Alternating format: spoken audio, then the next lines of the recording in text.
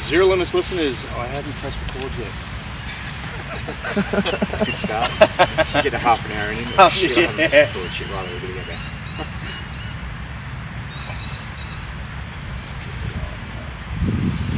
Zero Limits listeners, on today's Zero Limits podcast, I am joined at a very special location here in Canberra, or whatever they want to call it, the capital. The capital, and the nation's capital. The nation's capital, which is, it should be Brisbane. We'll talk about that later. We'll definitely talk about that, mate. But we are at the Australian War Memorial, basically in the gardens.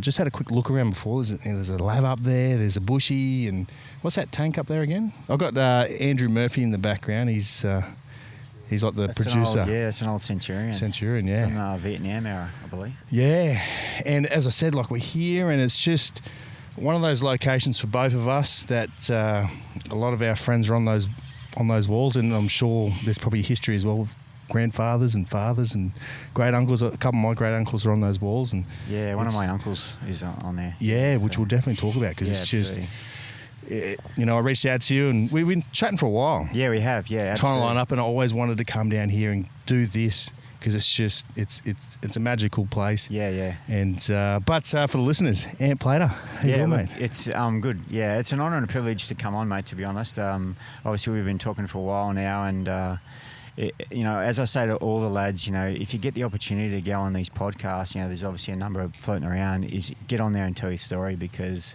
it's important that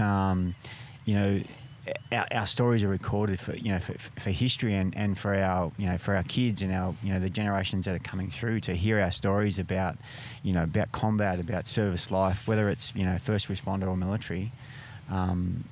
Take those opportunities and get on and tell your story. Yeah, exactly, mate. And just recently, the late great Nick passed away, and one of his family members reached out, and I got to share his story, which was absolutely amazing. And they're just like, we're so happy that you captured some of these stories that have never been told before. It's so true, mate. Like, it's a snapshot for the families. Yeah. And, I guess during COVID, I did, a couple of podcasts myself, and I managed to capture Mark Smethurst. Oh, yeah, right.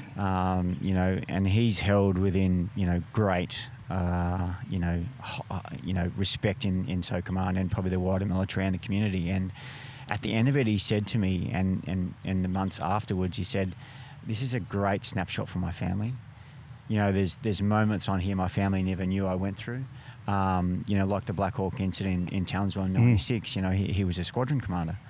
And he spoke about that, and his daughter and his son and even his wife had never heard about that incident. So yeah, it's a great, and for obviously people like Nick who have passed, they can tune in and listen to his stories and hear his voice forever. Yeah, exactly. Yeah, mate. So, it's absolutely incredible. And again, mate, appreciate you coming down. Obviously, my pleasure. This is your homeland. Look, when you said to me the other day, we'll do it at the War Memorial, I was just like, I got goosebumps, mate. Yeah. This place has come full circle for me. Like, loved coming here, through all my service life, but was hit pretty hard by post-traumatic stress after too much time overseas, and then now it's a place I can actually come to. And like we are here, sit in the gardens, and I love it. For me, it's the fabric of our nation. If you haven't been to the War Memorial, for the listeners, like, spend some time here. And obviously there's a lot of work going on in the revamp, but in a couple of years, and I'll tell you a story. I had a bit of a guided tour behind the scenes afterwards, and there's a little bit of lineage there to Commando Regiment. So very, very special place, and make the time and get here. Yeah, exactly. Not even just here, though. I think Canberra's got all that Parliament House stuff. We went yesterday, Parliament House, and I had a bloody knife on my keyring. I had to take it off and run back. Yeah, exactly. Feds look at me going, "What's Who's this this weirdo?" That's a classic. But mate, before we crack on with your military career, and obviously the career with now the Canberra Raiders that are not in the finals, mates, let's get back to younger Ant. Mate, run us through where you grew up. 1971. Yeah, so I was born in 1971 in Griffith in central New South Wales. didn't really spend a lot of time there. Family, we moved to Sydney.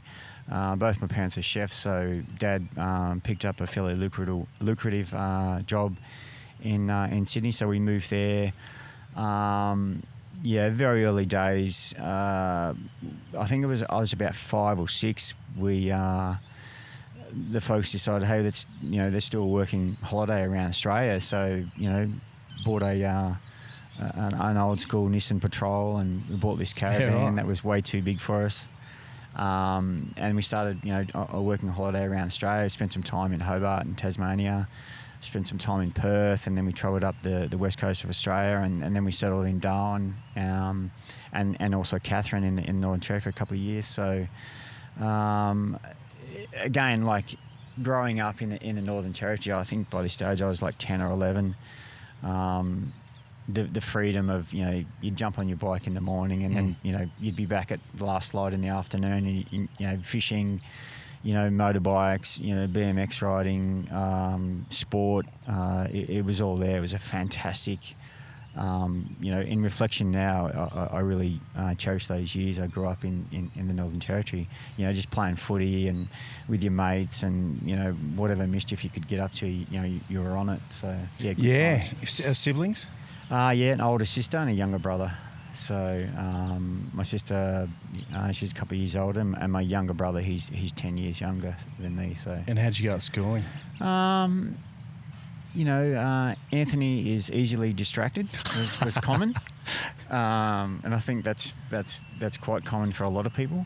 But I did what I needed to get through. I loved my sport. I was playing rugby league, cricket, squash, indoor cricket, anything that pretty much involved a ball, I was there. Cross country running. I guess my sport and then my schooling obviously got through what I needed to do. So it was good. Yeah, nice, mate. Nice. Now, as we spoke about before with family history, we're in the place where a lot of our friends are on those walls. Not to mention our forefathers. Absolutely. Grandfathers. So any family history within the defence? My dad and two of my uncles did a bit of reserve time. My dad actually did his trade in the army as a cook, and then got out and finished his trade on the outside. But my uncle, Don Miller, so he went through Malaya, Borneo, Korea, Vietnam. He finished as a Warrant Officer Class 1 in 3RR. So, Don, he was quiet, but I was fairly young then. Like, I think he'd been out for probably about 5 or 6, maybe even longer by the time I was a young lead, in 1RR. But I always knew that, he was there for me. And some of the stories he was telling me, in those, conflicts in Malaya, Korea, Borneo and Vietnam, that was jungle warfare at its, and obviously, even before that, like in Borneo, and you look back at the 3rd Battalion history in Borneo now, and they did it pretty damn hard, in the snow, in the mountains, not a lot of resources, but they got the job done. Yeah, right. So did that spark your interest in joining defence? Yeah, it did, to be honest. I actually tried to join the Navy first, and thank goodness I did.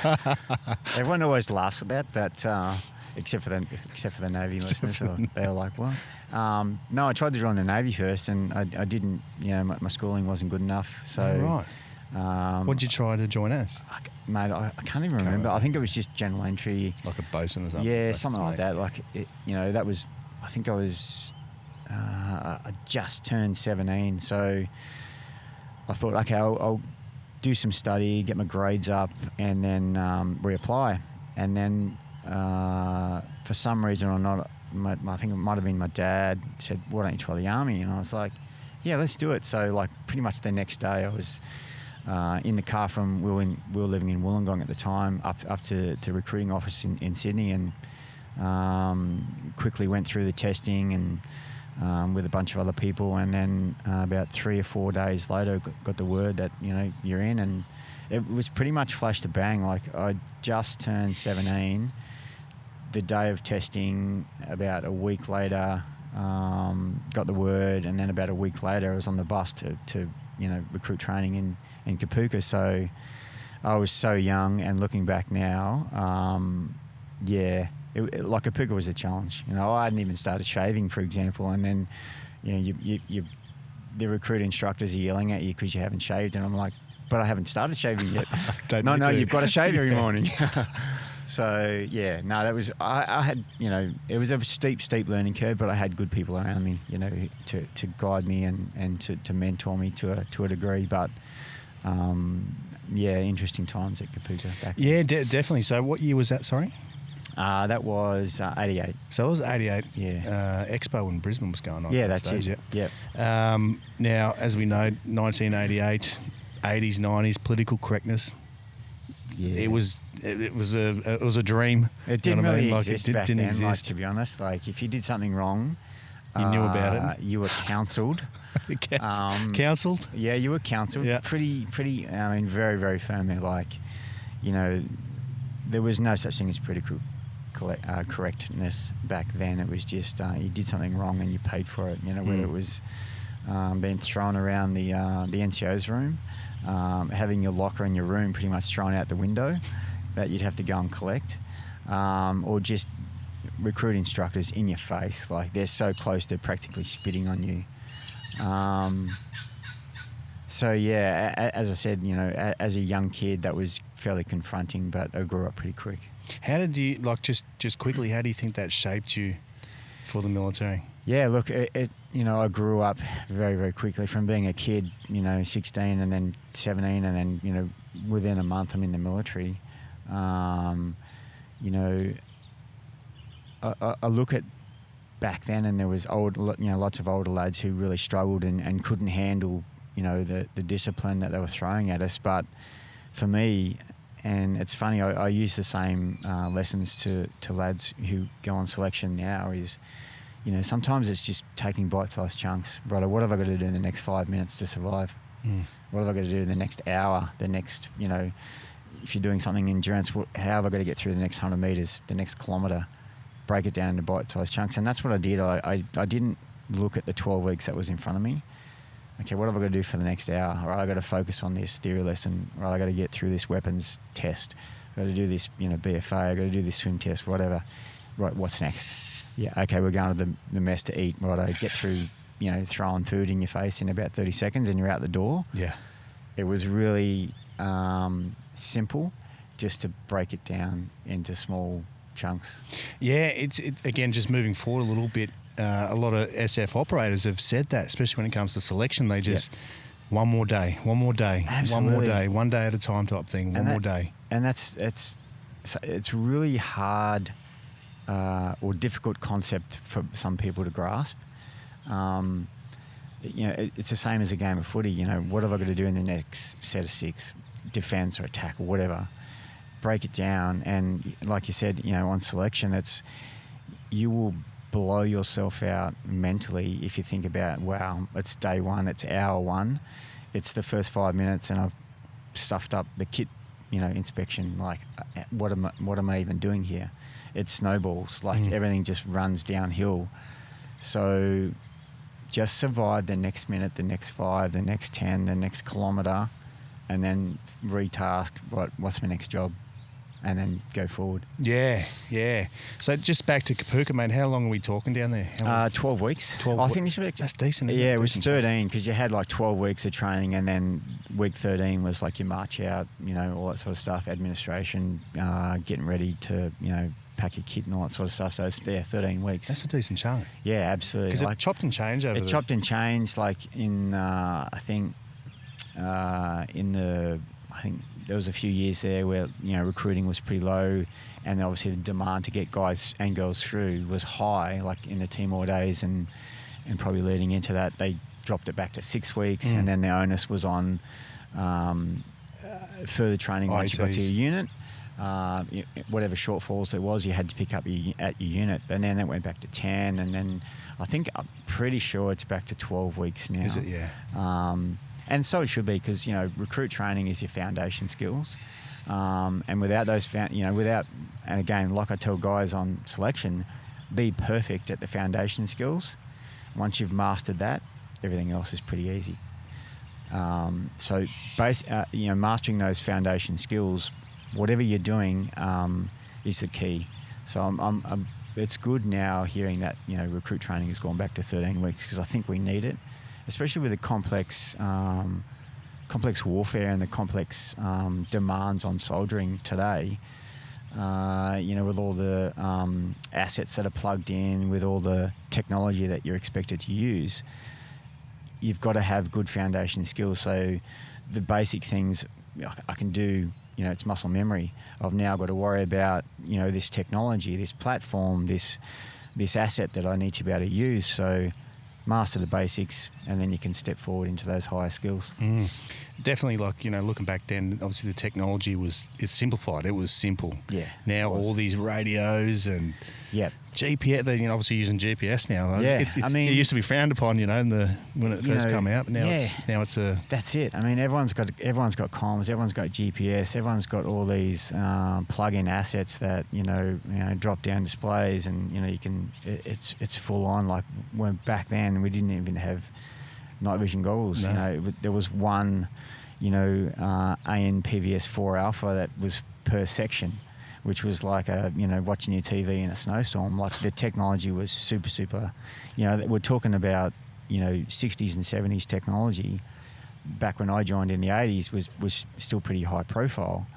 But now, you've got to be able to hit the ground running, and you've got to be. We talk about smart soldiers and smart operators. You really need to live and breathe that to get through. Absolutely. Yeah. Now back to Capugo, as you said, you're only 17. You turn into a man quite quickly. Shaving. Yeah. shaving nothing. Yeah, shaving nothing. Just rub the. How are your parents at this stage? Are they? Because obviously they got to sign for you to get into the military. You can't sign for yourself. Yeah. Look, they were pretty okay about it. I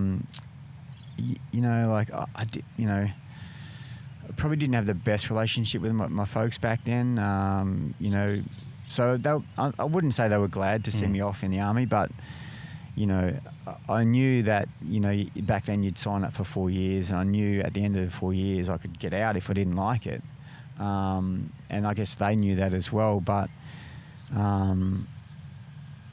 every day was a challenge, but I embraced it, and I really loved it. Like I loved learning to be a soldier, and I loved, all the skills that came with it.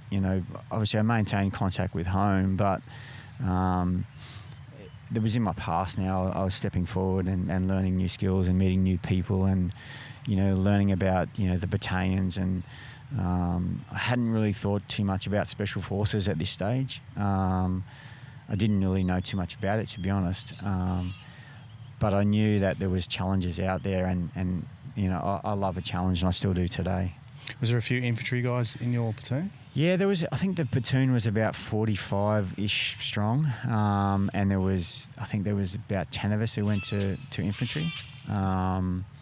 So yeah, we all obviously finished Kapuka on the bus to Singo, and at that time it was the guys who were on the bus were the guys who were going to the School of Arty at the time. So you'd leave Wagga, transit up through Sydney, driving through Manly up to the School of Artillery where it used to be on the North Head there, and thinking, wow, check out this place. How lucky are you guys like to be, have your training here. And then, because obviously we're up at Singo and it's in the middle of nowhere, and it's hot, dusty, and, cold in the winter. And I'm thinking, geez, I should have went to artillery, but again, I embraced it. I had some really and it was probably my first, I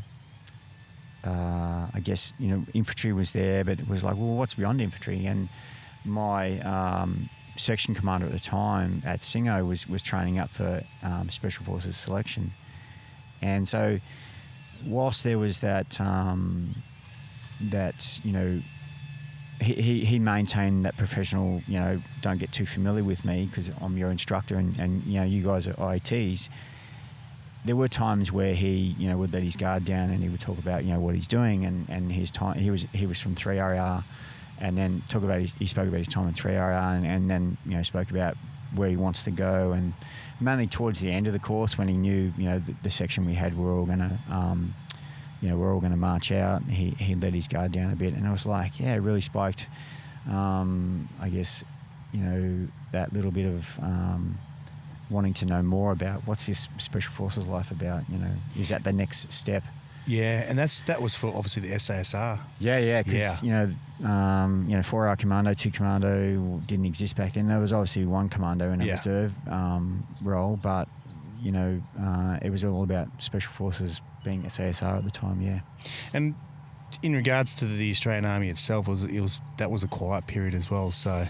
Yeah, I often talk about this, and it's interesting to reflect back on where, we left Vietnam in like mid-1974, and there was no deployments until 1RAR went to Somalia in 93. There was obviously, individual deployments into different places, but so that's just short of 20 years, which is essentially a generation of soldiers with no combat warfighting experience. New guys coming in. There was, even when I got to the battalion, I don't think we had any Vietnam era guys. There might have been some guys in the queue system who were doing their piece in the queue store, had done their time, but there was probably a sprinkling of guys at SINGO, as in the spec wings, the specialist training wings there, that were still sort of a little bit of Vietnam maybe.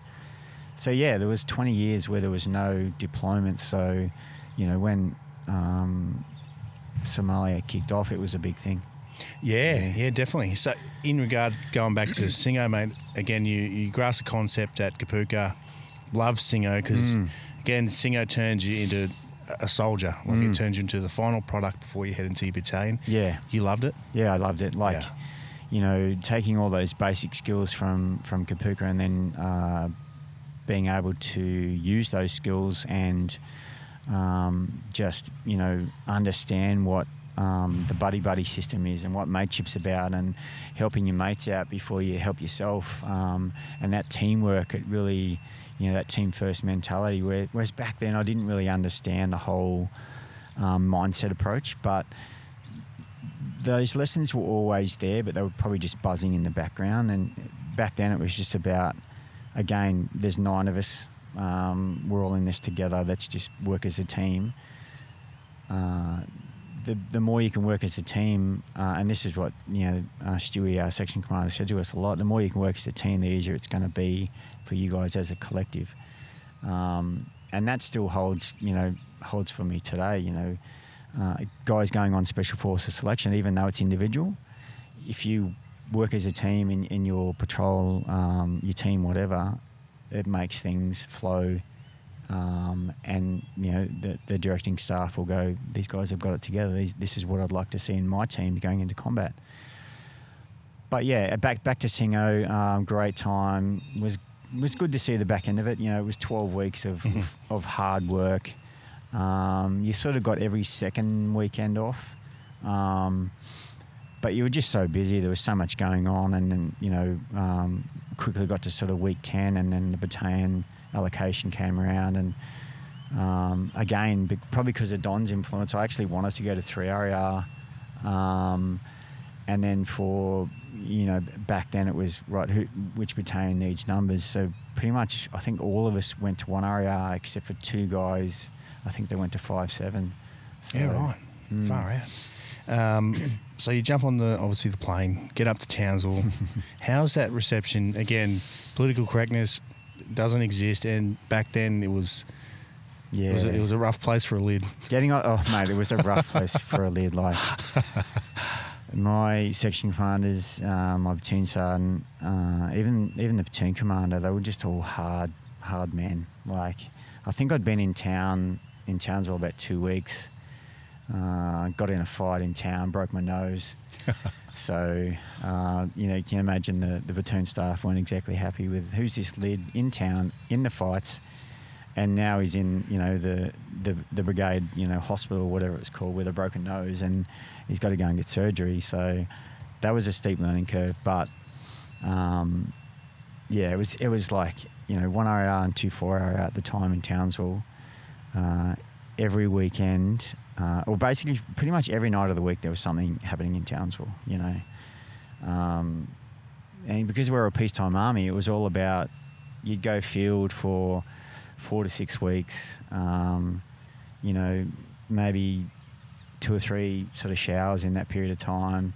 You'd have your esh bag, you'd have your pack, you'd have your section esh bag, excuse me, esh bag full of jack rations, and that's pretty much what you survived on. There was no fresh meals, there was no showers, but then you'd come back, you know, and then sport was on. Like, you'd play sport. Brigade sport was the outlet.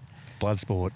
It was literally blood sport. Like, I still talk to guys I served with back then about, you know, the rugby days of 1 and 2 4R. It was combat. Like, it was brutal, and it was like something you would never experience. Like, battalions on either side of the rugby field just going to war.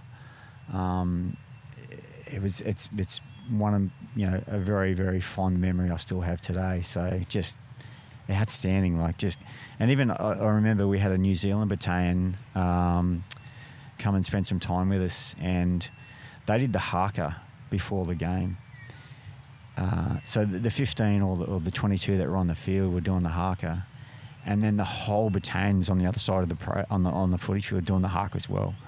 And it was just like, this is, you know, surreal, you know. And I love the haka. I love the passion it brings, and you'd experienced a lot with the football. Yeah, absolutely. Yeah, so it is a. As I was telling Andrew earlier, there was some times where, you know, seeing the boys do the haka with the Raiders and stuff, and I'll talk about that later if you want. I love the passion it brings, and the way the boys embrace it. It's something special, and it's sacred. But it's something that's very special for that community. Yeah, right. Just back to that team mentality you're talking about, you know, with the Army. You know, they're bringing that buddy system. It's all about, there's no iron team. It's everyone. I guess that kind of translated to the football world as well. Obviously, you know, it's regardless if you're on the sidelines or support staff, it's all one team. Absolutely. And it's so true that, you know, teamwork and the team first mentality, it's phenomenal, like what you can do. And, you know, in that team setting, it's the power of putting the team first. And some people ask me, well, how do I know I'm putting the team first? You know, we preach it and we talk about team first mentality, but, you know, and I said to the boys, you know, when you're driving home in the afternoon, just ask yourself the question, what did I do today that put the team first? You know, in a military sense, in a football sense, you know, first responders, like, you can ask yourself that question and you can put your hand on your heart and go, well, I did this, this and this, but I didn't do this, this and this. So, you know, there's your answer. Yeah. So, Singo, you finished Singo, get to your battalion, 1RA, so you're doing a whole bunch of just outfield. This is what years, this 80? So I got to the battalion May 89. Just, you know, we were still in greens back then. There was some DPCU, so the camouflage uniform was just starting to flow out. So it was a big transition for the, you know, we were rolling out of the SLR M16 days into the Steyr days. So lots of changes in the battalion. But again, it was such as, you know, I was just being a sponge. You know, I just wanted to learn. Had a great bunch of section commanders, platoon sergeant, just old school dudes. Like, you knew where you stood. Like, if you made mistakes, they would let you know. But saying that, I must admit, like, when you did your job well, you also knew. It wasn't about, you know, you just doing your job, mate. It was like, you know, you were embraced for doing a good job. So there was that instant feedback that, you know, you were doing the right thing, you were tracking well in terms of, you know, courses or whatever. So it was good times. Yeah. So is there any forecast for any deployments? Like, there's nothing on the digger net? Nothing at all. Yeah. Like, you know, I think I spent like 2 years in Charlie Company. It was just training. We had the kangaroo exercise, like 89, which was like 6 weeks up in Northern Territory. which was kind of cool for me because, you know, growing up there, and then we spent some time in Darwin and then back in Katherine, and it was like I've sort of come full circle here. I was a kid and now I'm, you know, a young soldier, and I'm back in my old stomping ground. So that was a great experience. Again, like we were up there for like 6 or 7 weeks. I think we had one shower, you know, maybe 1 or 2 fresh meals in 6 weeks. So you're living on rations, and you know, there was minimal to no contact with home. You know, I was obviously single by the, you know, at this stage, but every day was an adventure. Like it's like what's on today, you know. So yeah, it was good times. You know, I think I did my first specialist course, did recon snipers, 91, and then sort of quickly got through. We went to Malaysia. Charlie Company deployed to Malaysia as the Malaysia gig back then was like 4 months, I think. Came back and then was posted to recon platoon at the start of 92. So I had about 12 months in recon, and then we went on Christmas leave, December 92. So I went back home. My folks were living in Tennant Creek. Dad was working at the gold mine at Tennant Creek as the catering guy back then. Went home, and then a telegram arrives that, you know, you're being recalled to Townsville to deploy to Somalia. And when you say telegram, it's not the app Telegram. No, we're talking hard copy telegram. Far out. I really don't know how it found me. Obviously, you know, you put down your next of kin details and where you're going to be for your leave, and I guess, you know, that system worked through. But yeah, my folks have still got that telegram today, in hard copy, to, you know, make best speed back to Townsville because the battalion's about to deploy. And like, you know, there was no social media, there was no, you know, Google search and all that sort of back then. So it was like, where is Somalia? Like who, what, when, how, where? Like all this sort of stuff. So many questions. But for me, like as a lead, you know, going through my first year in you know, a specialist platoon in reconnaissance and snipers, like again, like it was just a great time. I was learning so much. Had a great patrol commander. There was a great platoon back then. And again, in reflection, like the platoon back then was just like that platoon that went to Somalia. There was so many guys who either after Somalia, you know, came back, did special force selection, was successful on selection. Or they went on to be, you know, big in the business world. It was a very, very strong platoon. Lots of, I mean, recon platoon, I guess, was, you know, the senior soldiers, and, you know, everyone was, you know, there or thereabouts. You know, they'd done sort of 5, 6, 7, 8 years in the battalion. I'd only done, you know, 3 going on 4 years, I think, from memory. So, like I looked up to a lot of these guys, and I still do now. Like I stay in contact, and, you know, obviously earlier this year we had the Somalia reunion, 30 years, and I caught up with we had a lunch with the recon sort of lads who sort of came down, and again, it was just, you know, everyone's been successful, you know, whether it's in the military or in the business space. So yeah, it's cool to look back and go how strong we were back then as a platoon. But back to the deployments, yeah. So when you roll into recon platoon, the first job you do is the patrol SIG. So, you know, I'm like, yep, cool, no worries, got my head around this, did some specialist training and you know, comms, yep, no worries, I'm on it. And then I think it was the night or 2 nights before we left, the patrol scout on the beers rolled his ankle and couldn't deploy. So I'm quickly promoted from patrol SIG to patrol scout, which was again, it was a pretty steep learning curve. Yeah.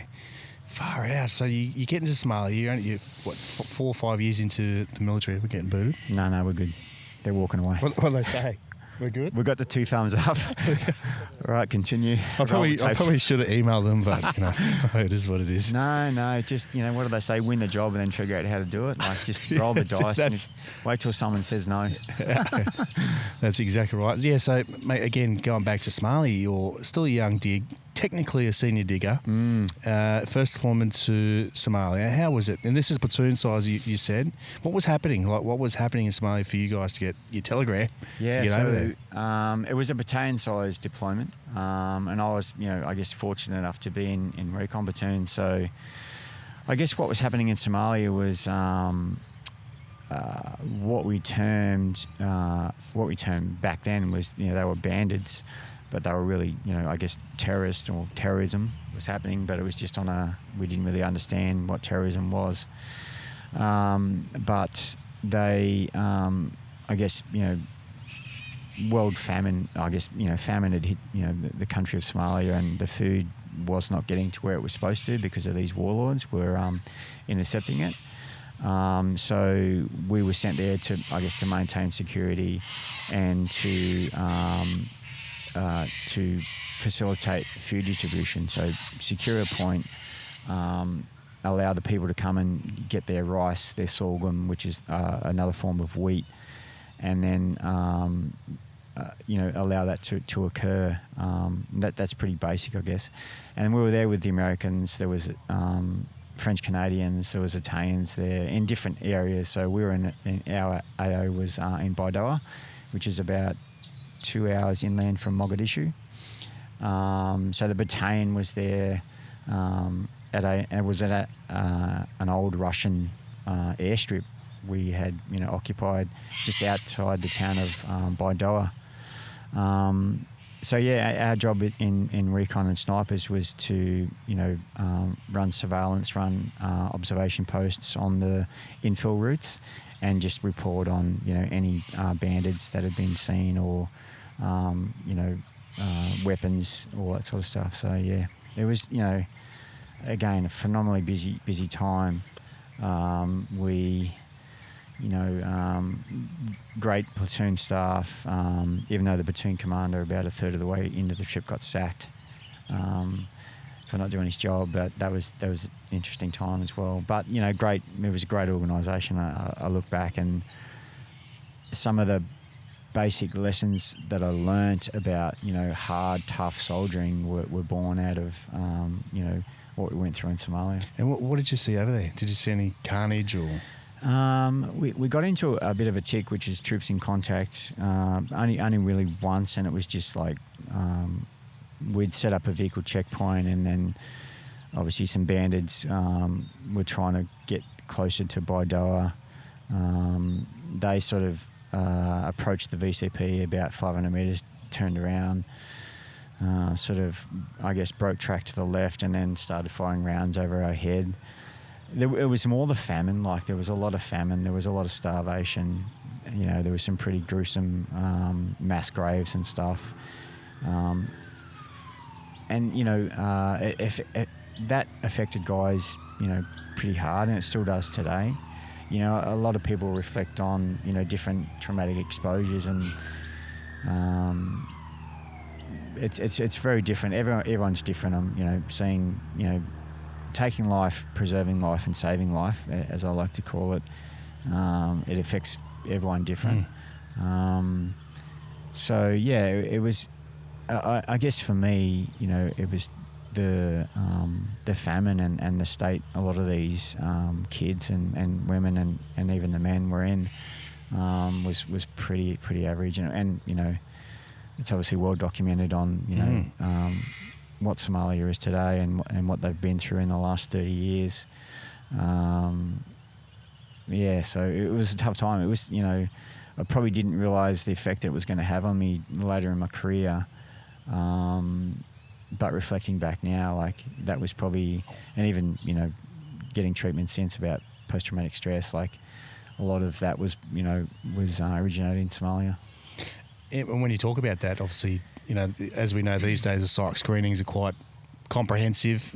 Again, back to early 90s, I'm sure the psych screenings were probably non-existent. It pretty much was, yeah. Like, I think we were in Somalia for 4 months, and we came back to Mogadishu to, like, deservice, wash all your kit.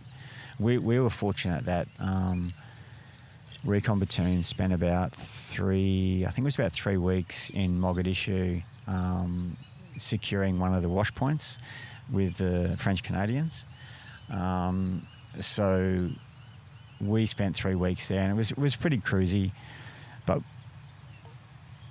your debrief coming out of country was basically a 1 hour screening from the psychs, and it was basically like a 10-minute conversation, and then a number of forms that you'd fill out. So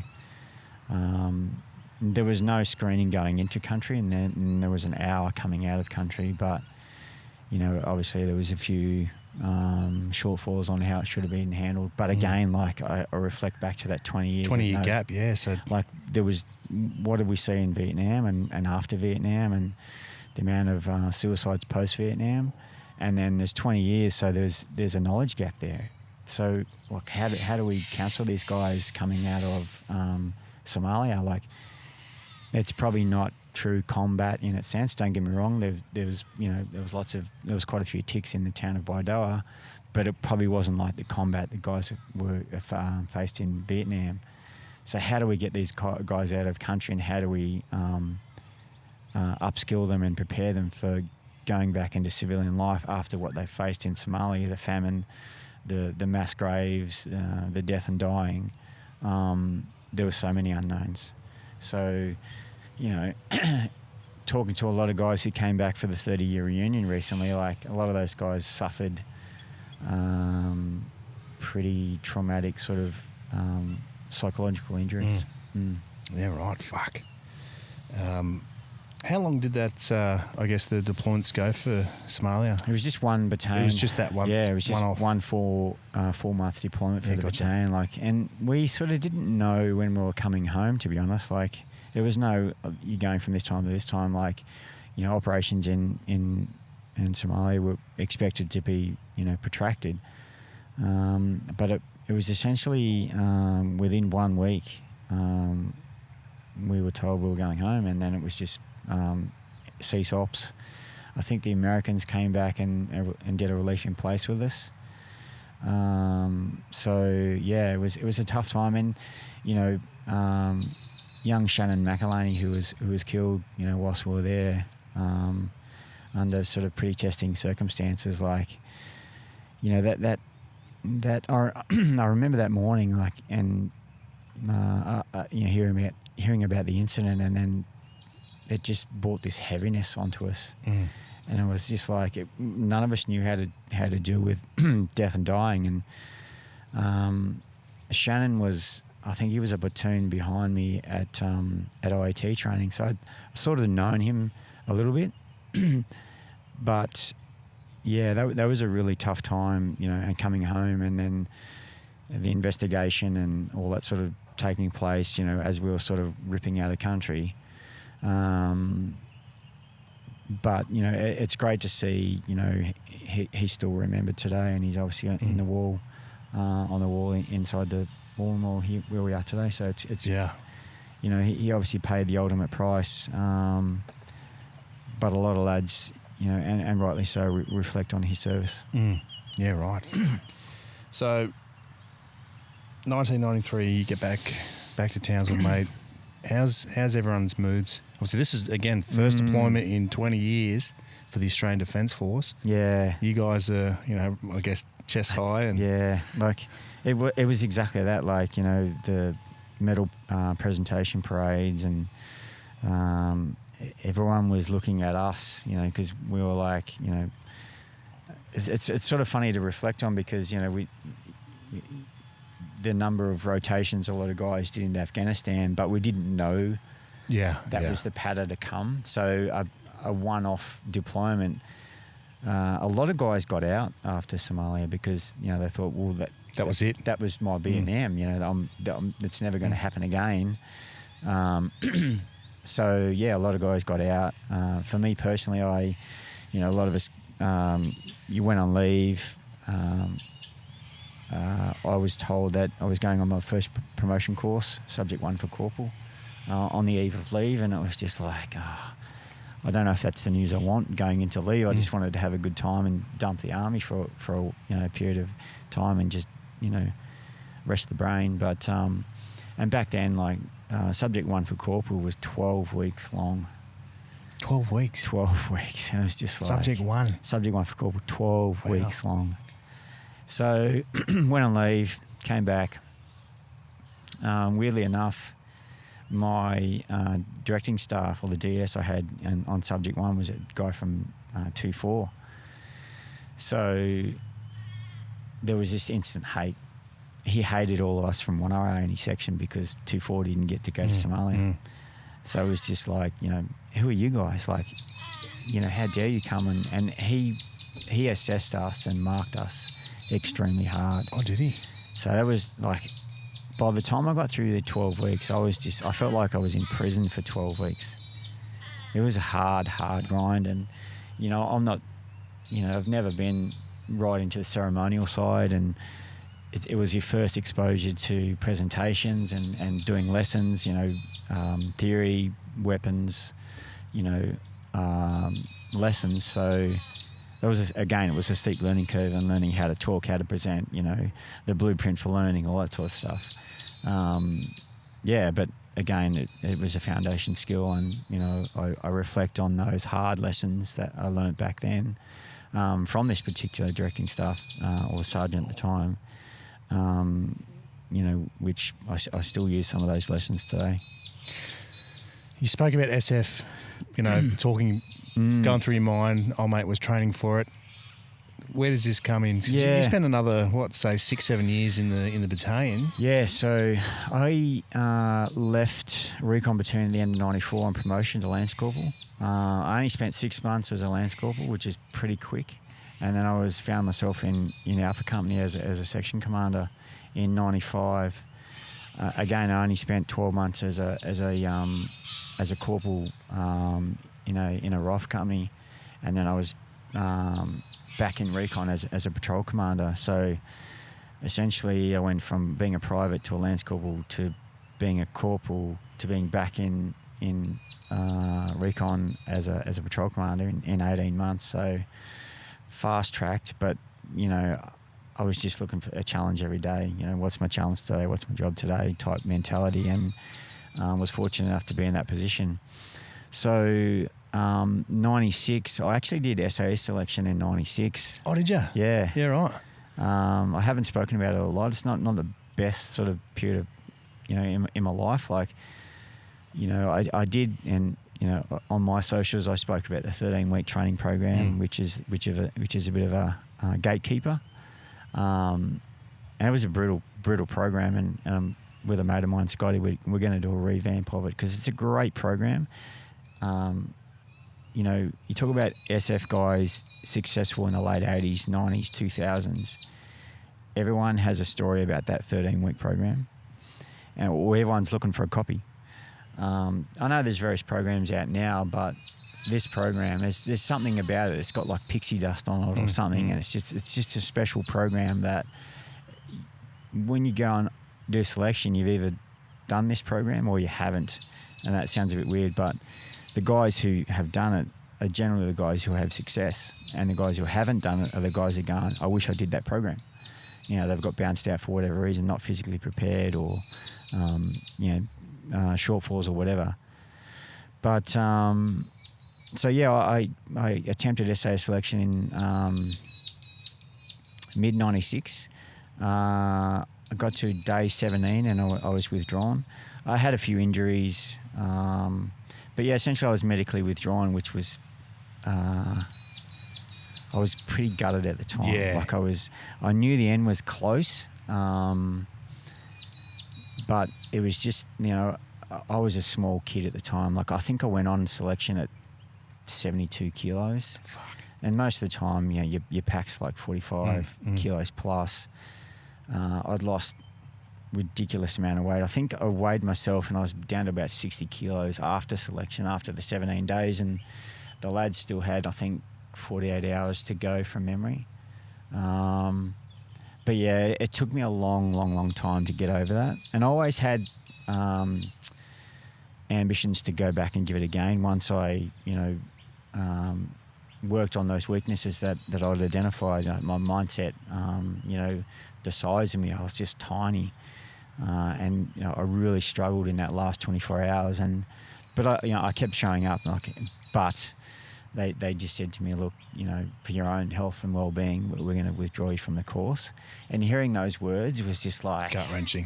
I was just like, no, it was just like it was instant. Like, you can't do that. Like, yeah, I know it's close. I know the end is close. But I had no choice. I was withdrawn. So yeah, right. So you get back to the battalion, and you just how did that affect you when you got back to the battalion? Look, I think I was pretty down for a couple of weeks, to be honest.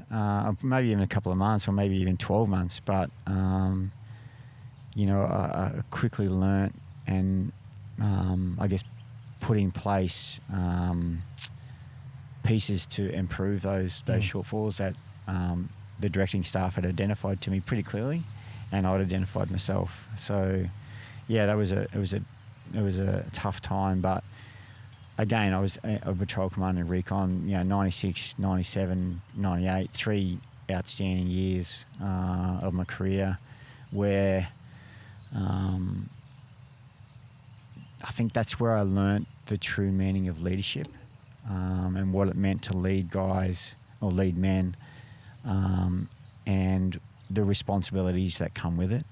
Obviously we didn't deploy in that time, but the leaders, the platoon commanders I had during that period of time, the likes of Ian Langford, Ian Lanigan, those guys, like, as probably especially for Langers, like, he's probably the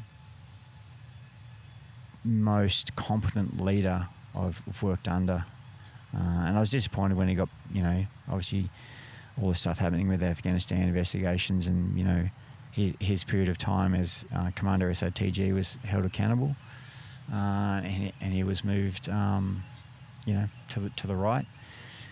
Very, very disappointing, because he's a great leader. Like, he should have been Chief of Army. Yeah, right. Back then as a platoon commander, you could see it. Like, he just knew how to lead men, and I don't say that lightly. Like, but he knew how to lead men, and just did an outstanding job. Just a great leader, great communicator. You're not the first person to talk about him like that. Oh, really? Yeah. Yeah. And again, like, he deserves every accolade he received. And, I guess Langers was a company commander, in my time at 2 Commando as well. And again, like, he talked to anyone in the regiment at the time, and they hold him with such great respect and regard. It's like, it makes me angry to know the way he was treated and the way he was shown the door. Yeah, right. Now, you're talking about the years 1997, 98. This is where 4RR has that capability stand up of Bravo Company, which is going to be the Commando Company. Yeah. Again, I didn't really know much about it. I was, 97, 98, I still had my time. I wanted to go back and do SO selection again. So that was always on the radar. I get to the end of 98, and, I'd been in the battalion just short of 10 years, and it was that time where as a corporal, you either went to the School of Infantry or you went back to Kapuga as an instructor. So I was fortunate enough to get selected to go back to the School of Infantry. And I spent about 18 months there. It's a 2-year posting, but due to some other stuff, I only spent 18 months there. But again, like, being fortunate enough to go back to the School of Infantry, again, the calibre of... Because when you're in the battalion, you don't really get exposed to NCOs from other battalions. But going back to the environment where there's all these NCOs from all the battalions, from the whole regiment, and you're getting to know these guys, and it's only the best NCOs go back and have that opportunity to instruct at the School of Infantry. So I'm learning so much from these guys. I'm like, I never even thought about that as an NCO, and this and that. And then up at the specialist wing, where they run, the sniper course, the direct fire weapons, and all the, the subject 2, which is the infantry promotion course. you've got all these guys who have been in and around the Royal Australian Regiment for 10, 15, 20 years. There's just so much knowledge there, and I spent so much time getting to know these guys, building their trust, and then being a sponge off them because, I just wanted, and I felt that responsibility as a School of Infantry instructor. I just wanted to prepare the young kids, the young soldiers coming through the best I could. I spent every spare hour I had with these guys, just teaching them every little soldier skill. Obviously, there's a curriculum that you've got to follow, but outside of hours, I just spent hours with them, doing all those little jungle skills, those little, little tricks that you can learn, all the little jungle tips. We talk about the book of tips, but it's just upskilling these guys to go, because East Timor was sort of there or thereabouts. Iraq was bubbling along, so the momentum and the feeling in the army at the time, especially in the infantry, was something's coming. Something's coming. Something's on the horizon. Whether it's Timor, Iraq, we obviously hadn't been through 9/11 at this stage, so Afghanistan was not really there, but something was coming. So the enthusiasm and just to want to pass on these skills was there for me, and I had a great 2 years at the School of Infantry, or 18 months it ended up being. 4RR was sort of there or thereabouts.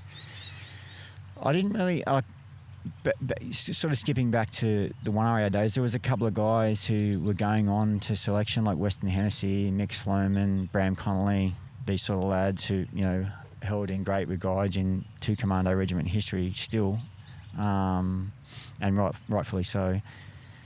They were sort of leaving the battalion and going to 4RR, but hadn't really spiked. Got to the end of my tenure, or towards the end of my tenure at School of Infantry, and I was offered promotion and a posting to 4RR, because at the time they were getting ready for East Timor. So it was like, there's a deployment, little bit of a carrot there, and also promotion. So I was like, I still had ambitions of selection. I didn't really know a lot about 4RR or 4RR Commando and where it was tracking. Took the promotion. Myself and another guy from the School of Infantry, Mick Parent, we were, promoted but put into recon platoon in 4RR because they needed some patrol commanders. So it was like, wow, how cool is this? I've spent 3 years as a patrol commander in 1RR, time at School of Infantry, and then I get the opportunity to go back to recon platoon in a new battalion, working with a whole bunch of guys I've never worked with. It was going to be a challenge, but I love a challenge, so I took it. Got to the battalion. Selection was running. There was a 12-month period where selection was still running, but we were still in parallel preparing for Timor. Did the barrier test. I was like, the barrier test's on tomorrow. Go and do it if you want. I was like, yeah, cool. I'll go and do it. Did my. Actually, it wasn't the next day. It was probably like a week because there was some paperwork in there you had to do, and I think some screening there somewhere. Did my 3-day barrier test. Blissed everything. Did really well. And then came back to the platoon. My boss said, look, there's a selection course on in a month. You can do it. And then obviously you'll have passed selection, but we're still preparing for Timor, so you won't get to do your full Rio cycle until we come back from Timor. So that was the path that I took for that time. Did you have any, PTSD from that failed SASR selection? Oh, yeah. To this 4RR Commando selection? Yeah, I carried a lot of baggage, hidden. It was hidden baggage. I didn't let a lot of people know about it, and I still don't. But there was a lot of probably mindset and the doubts of, I knew I was physically prepared, and I'd done a lot of work mindset wise, and I was no longer 71 kilos. So, I just spoke to a lot of guys, you know, who were in 4-hour Commando at the time, and sort of got an understanding of what selection was about.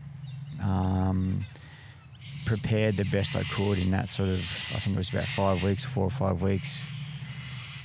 I knew I could, you know, get through. I knew I was capable, and I was trying to extinguish the doubts. But I just went on to day one, you know, confident and, you know, focusing on the next hour and the next hour and so on and so on. How long was that selection? It was 19 days. 19 days. Yeah. Brutal. Yeah, it was tough. Like, there was a guy who came on that selection who I think he'd done SA selection and got to the end but didn't pass. And this is not a pissing contest, and it's not ours is tougher or whatever, but he said that, you know, I remember his words saying, this is tougher than what I went through in Perth.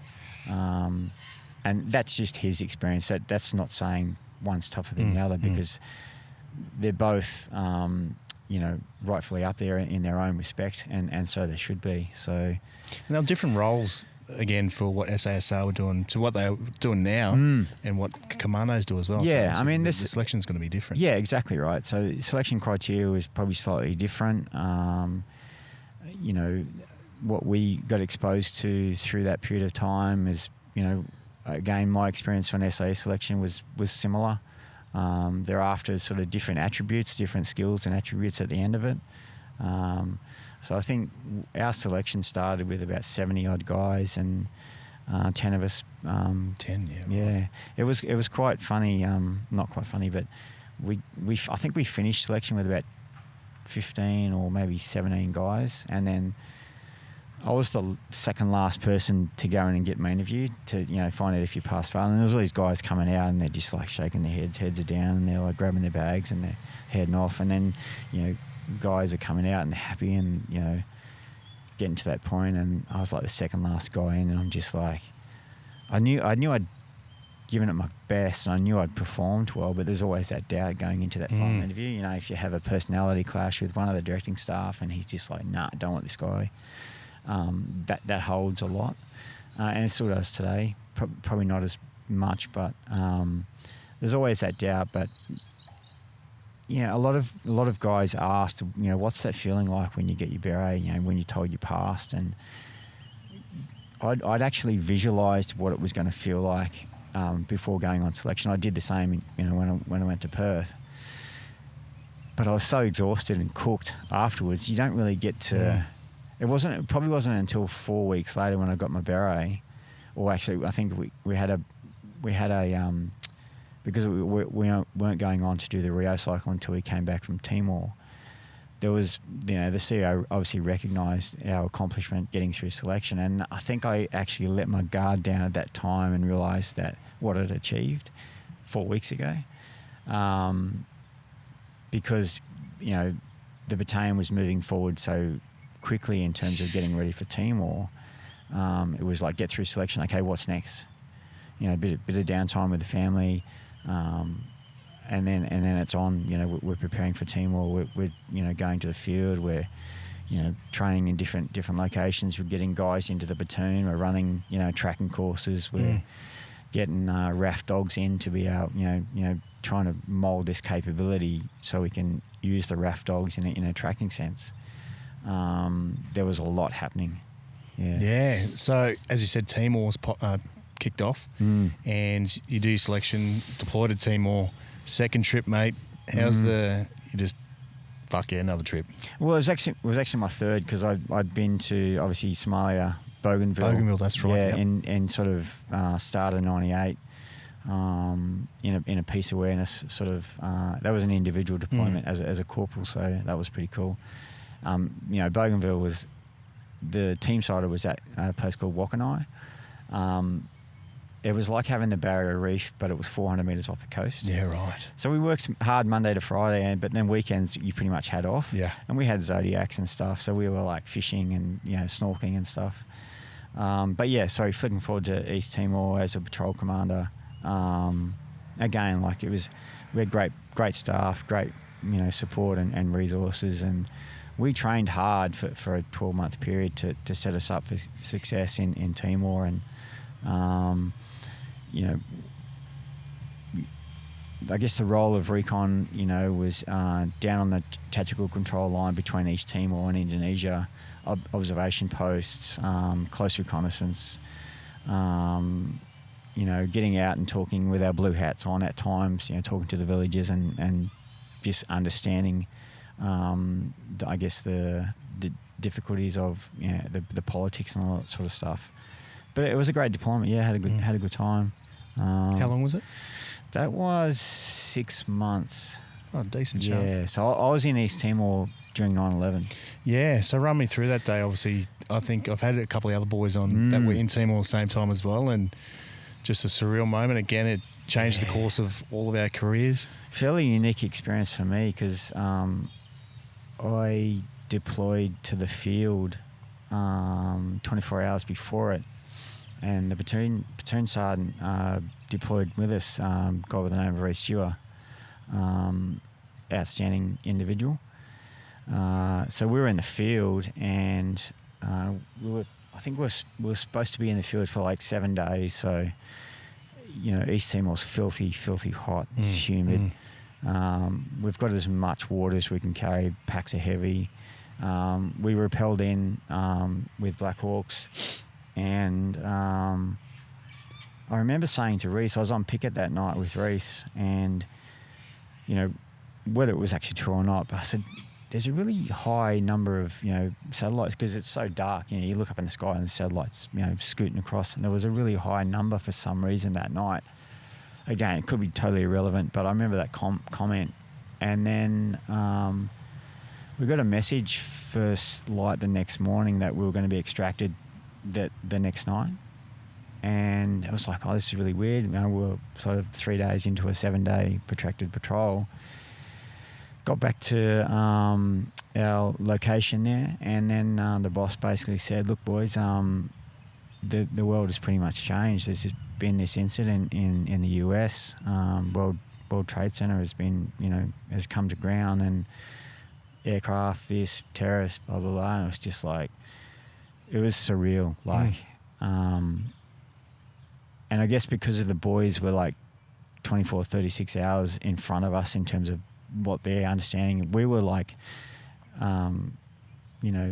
rabbits in the headlights. We were trying to understand what had just happened. The gravity of it. Yeah. But it was hard to take it all in and understand it and process it, I guess. And things changed pretty quick from then. Like 2 weeks, boys were... obviously, the government had announced, a tactical assault group was going to be raised on the east coast of Australia to support TAG West, terrorist capabilities, and, deployments to Afghanistan wasn't nothing in the planning stages, but it was, talked about protracted or advanced force operations into Afghanistan in terms of future deployments, but. Again, it was just a pretty surreal but extremely busy time. Coming back to Australia, CT courses, raising the capability.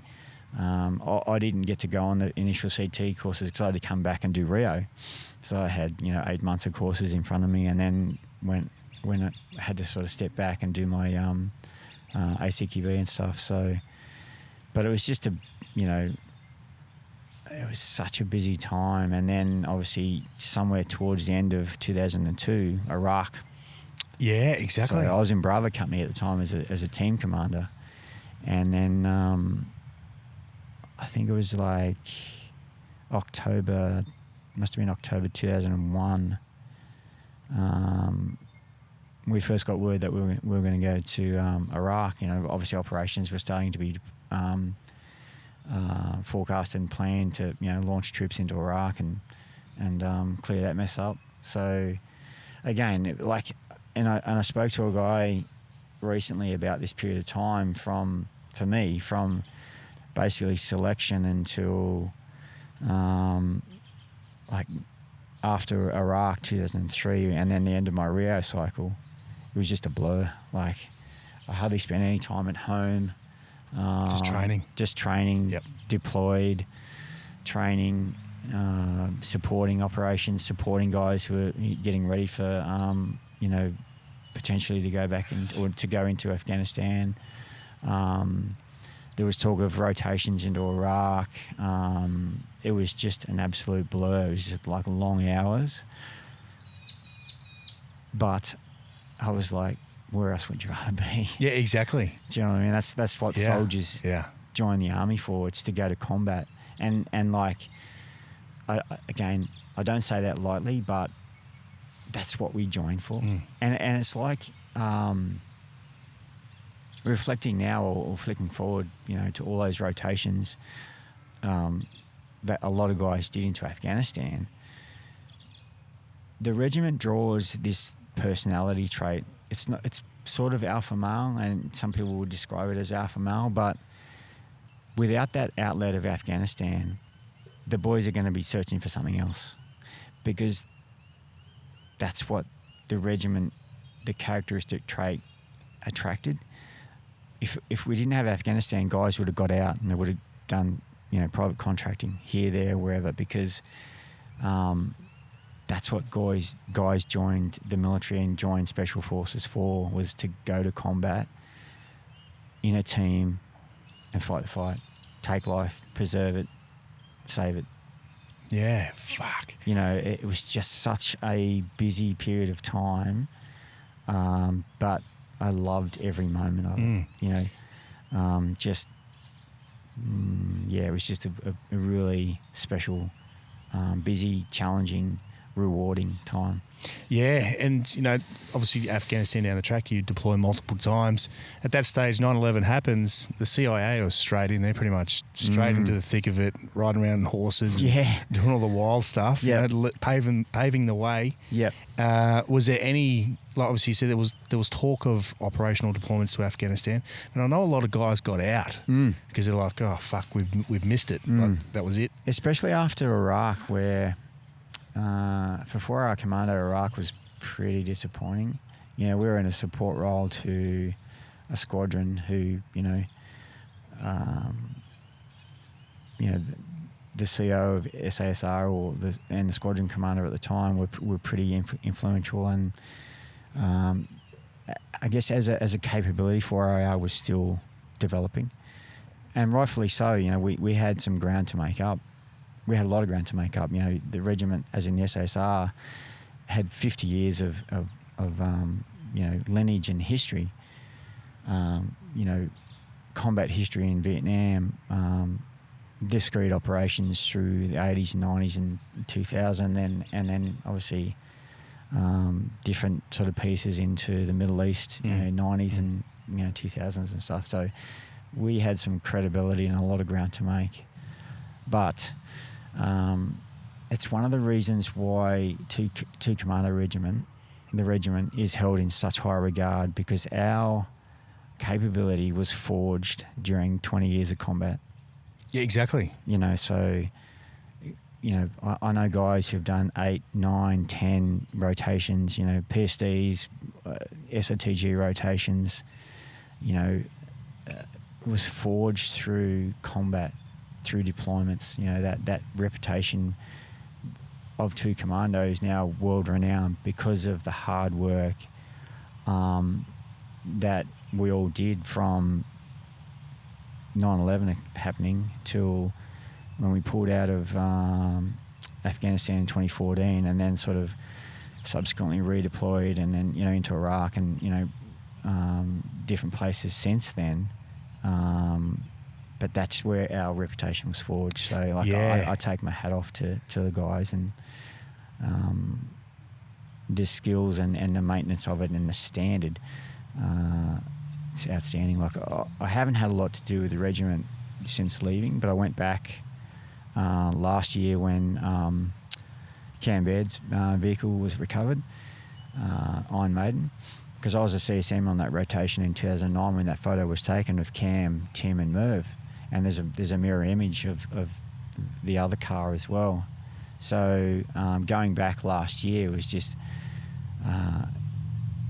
I was so proud. I was just pumped to see there's not a lot of Afghanistan experience left in the regiment, which is quite surprising. There's, senior team commanders, some of the Bravos and the CSMs.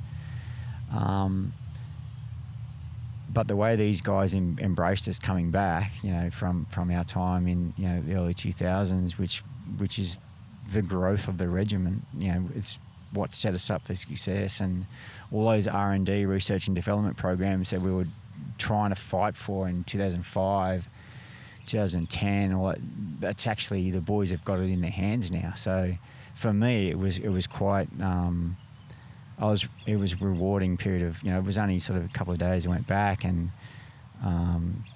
that was a lot. Nick came back as well from the US, so that was the last time I saw Nick, which, he obviously came back, and we cruised around together, and Reese and a couple of other guys. So it was a pretty special time, and even more so now that Nick's no longer with us. Yeah, exactly. Now, when you talk about two Commando or flyer at that stage, as you said, it was like they were writing a PAM and just adding another line. Every year there was something to add to it. Yeah. Obviously, with the operational deployments of Iraq, Afghanistan, Timor. Yeah. Adding to that PAM, and obviously to what it is now. Absolutely. Like, the capabilities were being added, whether it was in the domestic CT space or whether it was in, Green Roles, warfighting Afghanistan. We were just embracing these different skill sets, and because the NCOs and the team commanders and the Bravos and probably the Alphas, everyone was so forward leaning.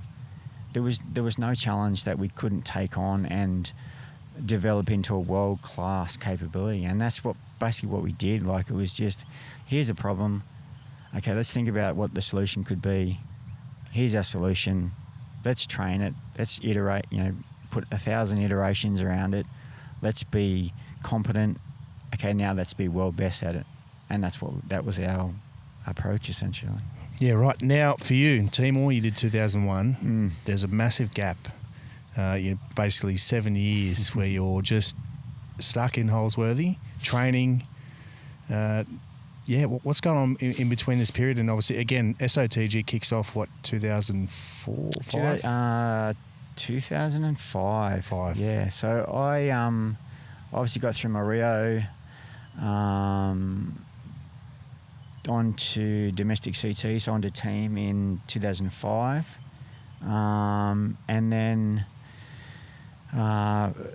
for my career development, I was posted on promotion to Warrant Officer to the Royal Military College here in Canberra. So at the time, I was pretty dirty because I didn't want to leave. But I knew that, coming to a place like the college was going to develop my leadership skills even further, because, that's what the college is about. It's about, teaching young men and women who are going to lead tomorrow's army about how to lead. And, I had, significant combat experience, and, learned a lot of good lessons into Commando and my time in 1R and the School of Infantry, etc. So I guess the match was right. Moved down here for 18 months. Again, like, those instructional postings, like a lot of probably SF guys more so don't really embrace, but for me it was just another challenge, and I felt like I had so much knowledge. I just wanted to pass it on to these young kids, and they were young kids, and they're trying to lead, and they're leading, but they're in an assessment environment, so it's hard to show that true leadership. But being able to sort of give them examples, of what life is like outside of the four walls of the Royal Military College was, and some of those guys and girls still contact me and thank me for my time and then time I invested, and so that that for me is good. So 18 months at the school of at the college, and then I went back back to the regiment as a watchie into my first opportunity into Afghanistan. Came back, was given the opportunity to be CSM Bravo Company, which for me sort of came as a bit of a surprise. There was another guy lined up to do the job, and then the RSM rang me one night and said, Bravo Company's due to go back on rotation in Afghanistan, start of 2009. It's now the end of or midway through, start of 08. Do you want the job?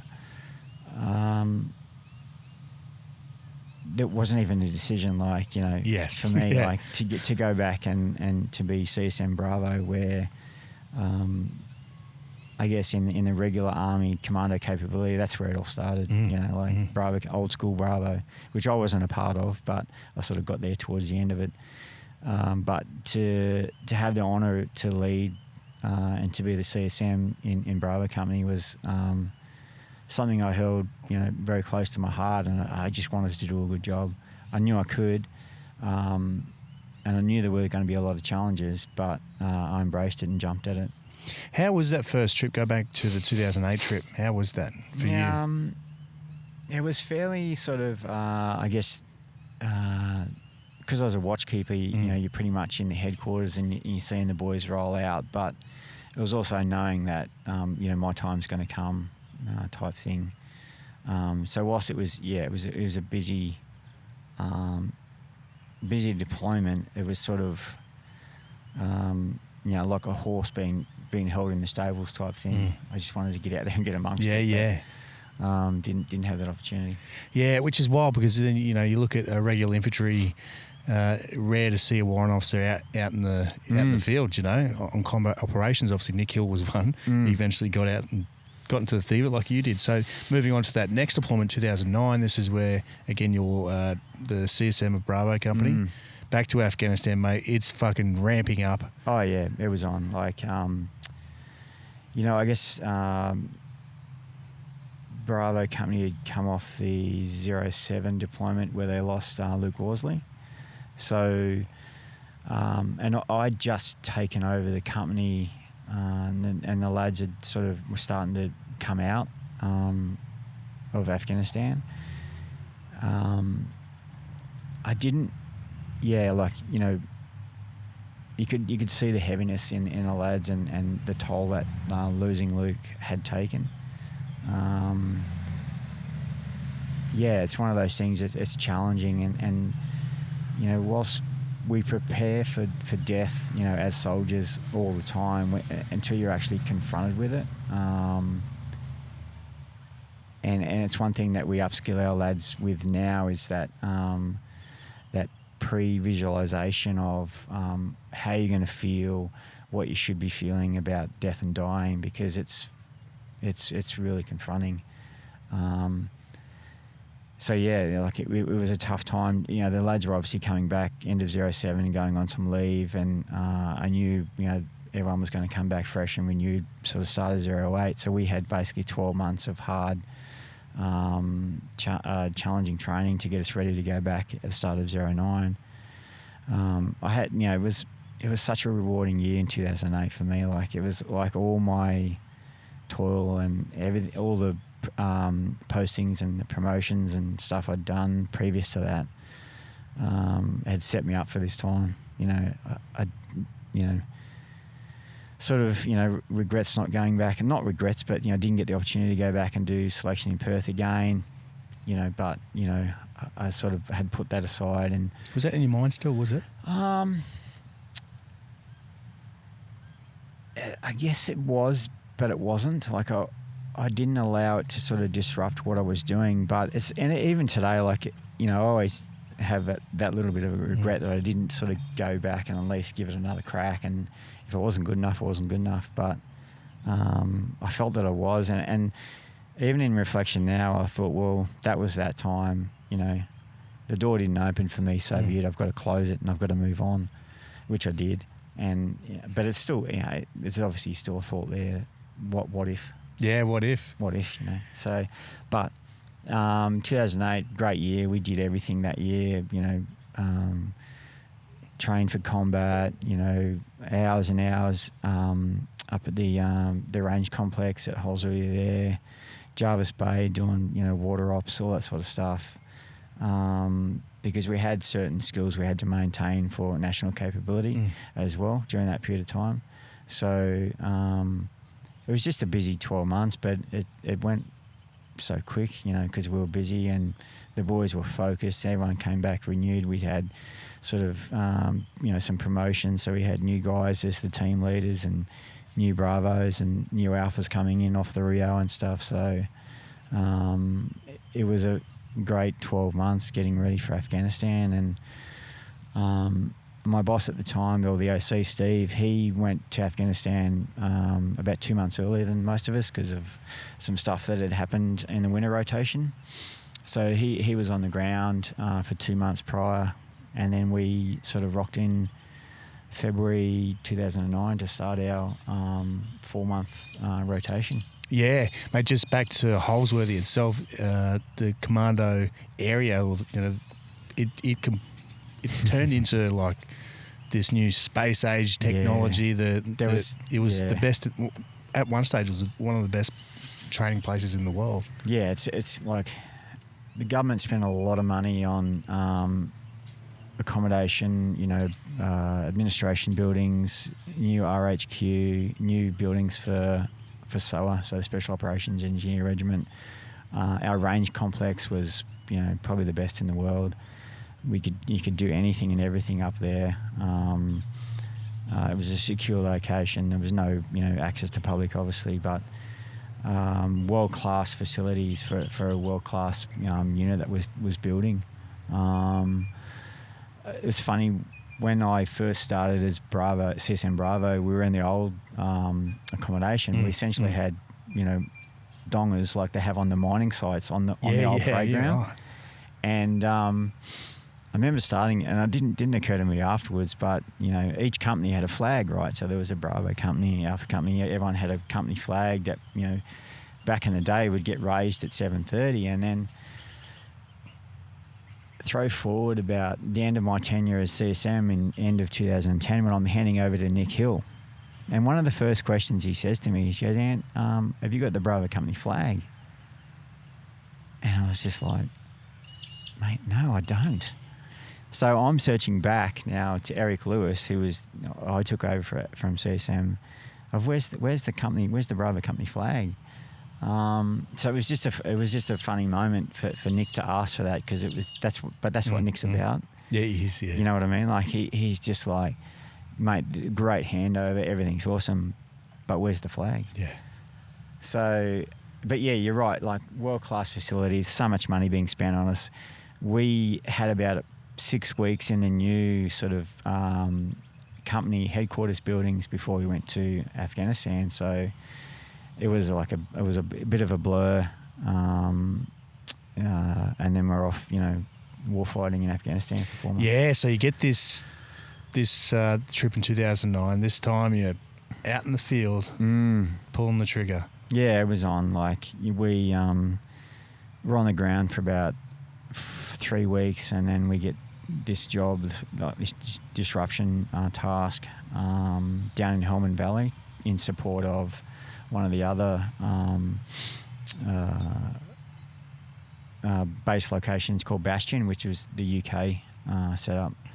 So we were protracted to be in the field for about 30 days down in Helmand, which is, probably at the time, probably still is probably one of the most dangerous places in the world. It's a terrorist safe haven. They go there and do their business, and it's just it's like the wild, wild west. So it's on, and getting to Helmand was a journey in itself. Obviously, 3 days into the operation, we go into a place called the Shambrack Valley, which is probably geography-wise, it's probably one or two sort of valleys back from Helmand, but you've got to go through Shambrack to get to Helmand, and it's IED alley. Like one of the nights there. We were discovering IEDs about every 30 minutes to an hour. Like our SOA guys were on foot in front of the vehicle Congo using their minesweeps, and they were coming across IEDs. We'd mark and bypass, or we'd neutralise them.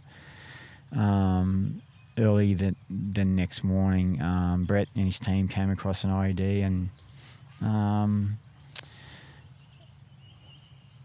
supposedly it was rendered safe, and but it had anti-lift on it. So yeah, Brett was killed instantly, unfortunately, that morning, which was probably my toughest period of time in the military, like dealing with that, and then reflecting on how I dealt with it. Probably the shortfalls and mistakes I made. It took me a lot. It basically took me 10 years of counselling to understand what had happened that morning and process in my brain what I saw and what I had to task other guys to do that morning. So pretty average time. And given that we'd lost a guy 2 days into a protracted 30-day operation. There was lots of questions going around in my head about survivability and was I actually going to come out of the field. And, as combat guys, it's it can be challenging, like when you're asking yourself those questions, like, here we are taking the fight to the enemy as such, and then you lose someone, and it's sort of the trauma that it causes the brain and your thought process, and simple things become fucking hard, and it did for me for pretty much probably for the next 10 years, to be honest. This is one thing I want to highlight.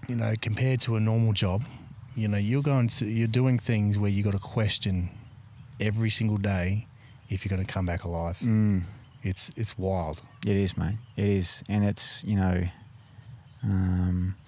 there's a lot of guys who are in the same space as me, we talk about the Royal Commission and, veteran suicide and stuff. And, what we've asked these men and these women who support us, and our families, who support us whilst we're on operations, like, it needs to, the stories need to come out.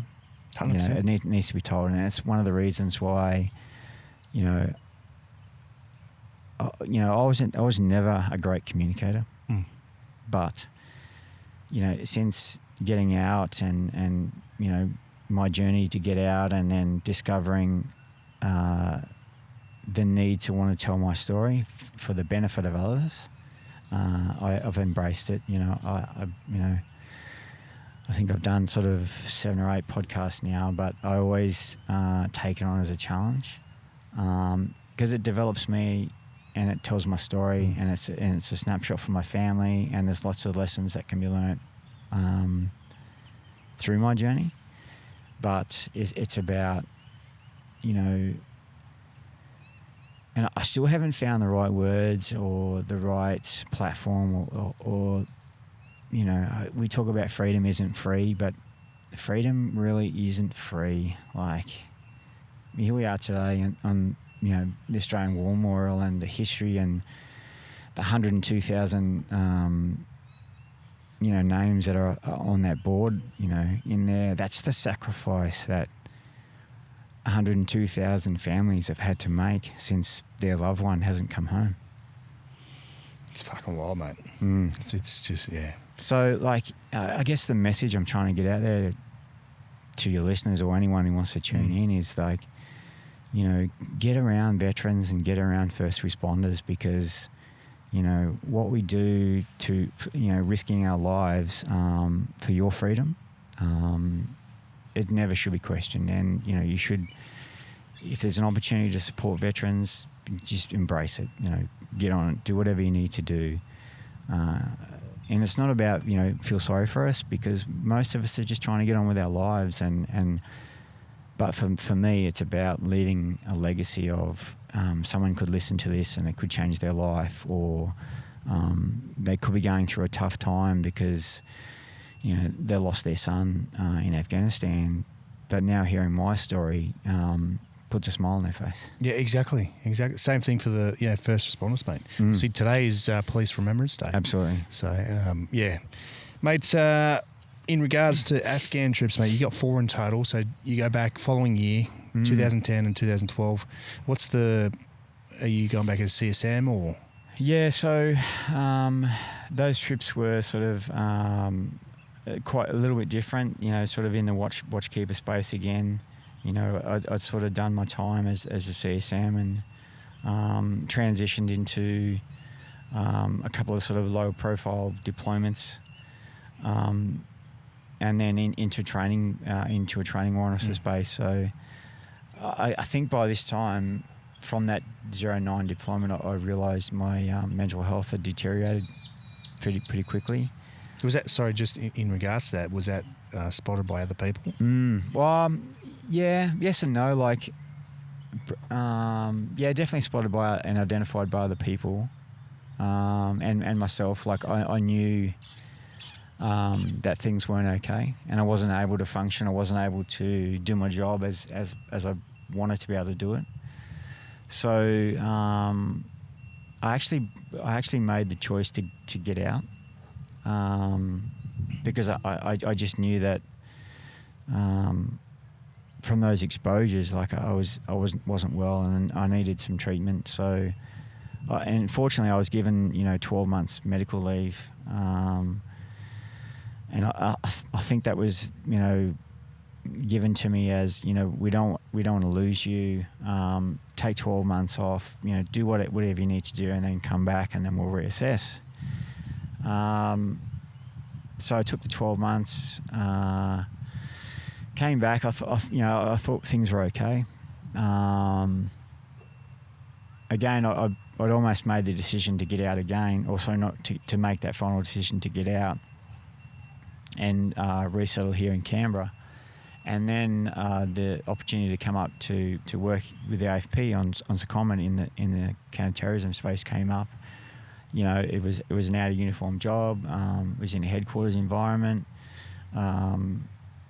and I thought, okay, well, here's a new challenge. It might open some doors for me, and provide some opportunities. And we haven't had a solo in that space before. Like when we do CT exercises, we put solos in place. They give us one and we give them one, but there's lots of continuity in between those exercises. And obviously the CT or the terrorism threat in Australia is going up. So Command decided to put a solo in place with the AFP counter-terrorism portfolio on a permanent basis, and I did that job for 3 years here in Canberra. Yeah, yeah, right. So, it was a challenge, for the first period of time, because I had no means of communication, no secret network to communicate on out of AFP headquarters. So raising all those projects to get finances and get assets to put those in was a challenge. But again, I loved working in that environment. Got exposed to some assets and some lads and some ladies from overseas government agencies as well. I was fortunate enough to be in the portfolio when POTUS visited, and that was a really eye-opening period Which of time. POTUS was this? Obama. Obama, yeah. Yeah, so he, being in and around that visit and obviously having that critical LO information space for SOCOS, Special Operations Commander, and being that conduit was outstanding. It was just a great period of time. And I remember, we think we run, things when POTUS visits, but he's an all singing, all dancing. He's got his own circus and his own show. They pretty much, the Secret Service guys came in about 6 weeks prior, and they started running meetings and key personnel, and I was obviously one of those as the conduit back to SOCOS, and then supporting TAG East. And then about a week before they POTUS visited, the Secret Service arrived here in Canberra, and they're doing their final setup, security and briefings and setting up different facilities and stuff. There was about, 80 of us in this room at the sub-basement in AFP headquarters, and Secret Service guy, and it's like what you see on the movies, men dressed in black. They're all 6 foot, 100 kilos, suntan, glasses and whatever else. 2 of them walk up to the front of the room, and then he starts reading out names. And there's about 20 names, and he basically said, if you're not on this list, you need to leave the room now. And like all these people are like looking at each other, wait, what? I'm important, I should be here, blah, blah, blah. But it was just a real moment of, for me, of the importance of that need-to-know basis. Yeah. And, all your hang-oners, you don't really need to be here because this is our show. Sure, yeah, we're here in Australia and you've got assets, TAG and aircraft in fast movers in the sky to protect POTUS, but this is our show. If you're not on this list, please leave the room. So that was, again, it was a great working period for me, and it allowed me to, cycle back a few, gears and just get some good counselling. And again, it's a good lesson to learn for lads and ladies as well. Is like, I've been getting counselling since 2009, since Brett was killed, and obviously Damien Tomlinson losing his legs and stuff. 10 years of counselling, and to my credit and to my psychiatrist and psychologist's credit, I only see Alison every 6 months now, whereas back then it was weekly visits. And I was thinking about this last night. It's kind of surreal being here today, because there was about 3 years in my life where I couldn't even come to the Australian War Memorial. Like there was emotional scars there. I just couldn't bring myself to come here. Whereas today, and probably the last 2 or 3 years, it's actually a place I embrace coming to. Sitting here in the gardens, and like on a day like today, where it's just it's amazing, and it's just such a special place to me, and special coming back here today. Yeah, and when we talk about this place, that list of Afghanistan, it grew. Yeah, especially Commandos taking the most casualties. Mate, 2 Commando took a very heavy toll in Afghanistan.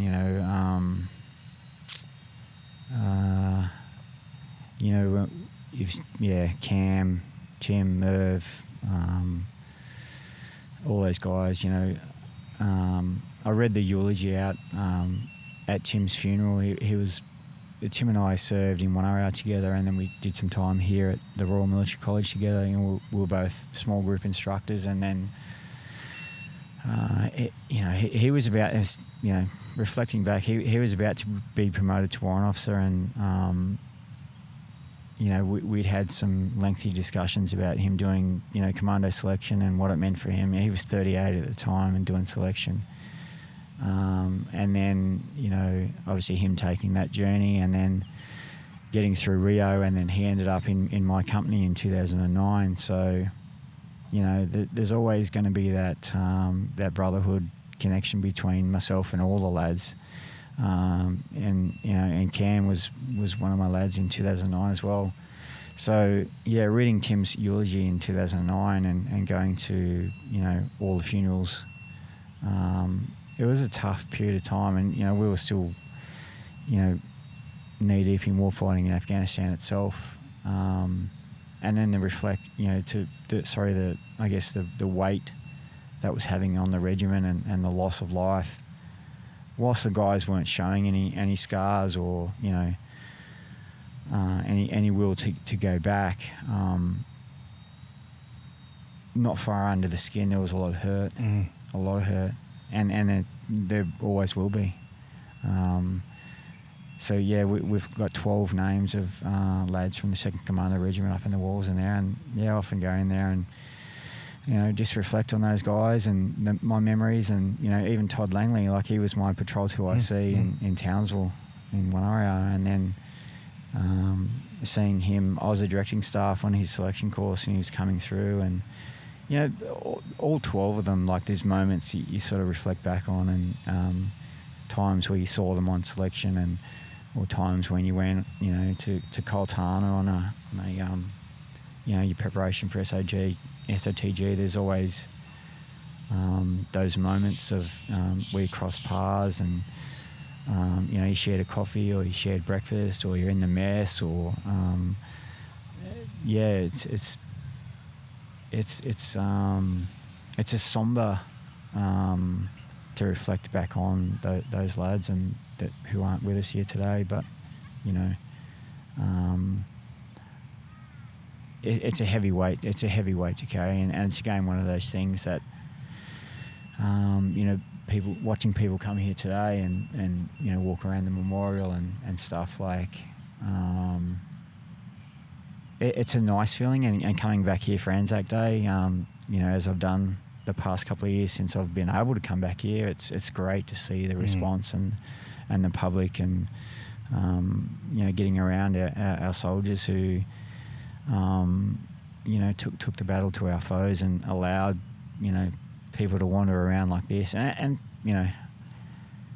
it probably sounds a bit airy-fairy, but it means a lot to me, and I know it means a lot to the lads in the regiment. Yeah, exactly, mate. As you said, there's people everywhere cruising around, and good to see a lot of kids. Yeah. People bringing their kids and educating them. Yeah. Well, I mean, like, one of the things you do at recruit training is you come here. That's right, yeah. And I remember when I came here as a recruit. Yeah. So, and I think it was about 6 months ago, I was wandering around and there was all these, they were clearly recruits. Dressed up as dorks. Dressed up as dorks, and they got these... Shirts tucked in. They got these suits on that have got the big shoulder pads, and it's just like, you guys are clearly from Kapuka, and they got all shaved hair and stuff. But it's great to see them. Still and that was me. That was me. I was the same. 30 odd years ago, that was me. And, like yourself as well. And it's just, but it's good to see that is still occurring. And I hope it never, gets lost in translation when the upgrade of the memorial occurs, and whilst I remember it,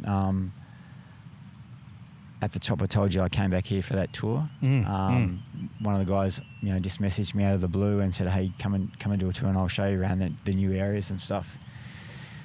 Another lad who's held, he's still serving in the regiment.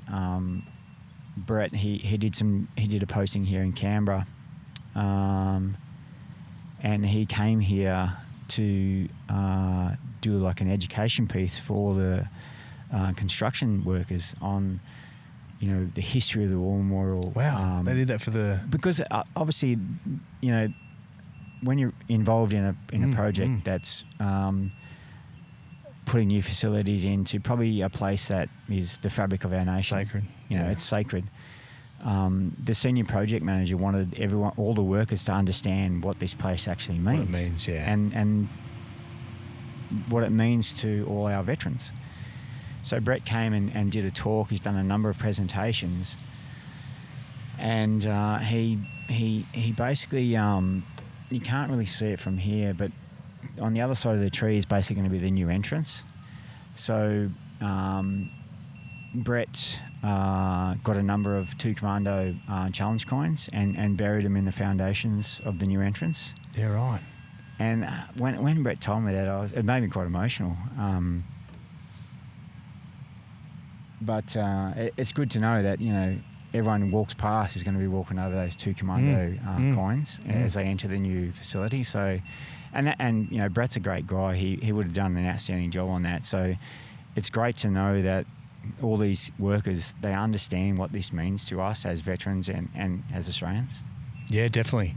It's, I can't wait. As soon as we finish here, I'm going and check it all out once again. Absolutely, as I do every time. Yeah. Now, mate, as you said, you do that secondment to down here with the feds. It's a bit of a reset for you in a way. Obviously, you're still going through issues, PTSD-wise. What's the thoughts here? You thinking that's it? Again, Afghanistan's wound up. Iraq's done. Yeah. We're going back to that peace, which is where we are now in that peacetime 80s, 90s period again. Yeah, so 3 years, pushing the solo capability forward. I was involved with the tactical police here in Canberra as well, so giving them access and providing that LO role back to the facilities in Sydney as well. So still maintaining the contacts and, raising the flag, etc.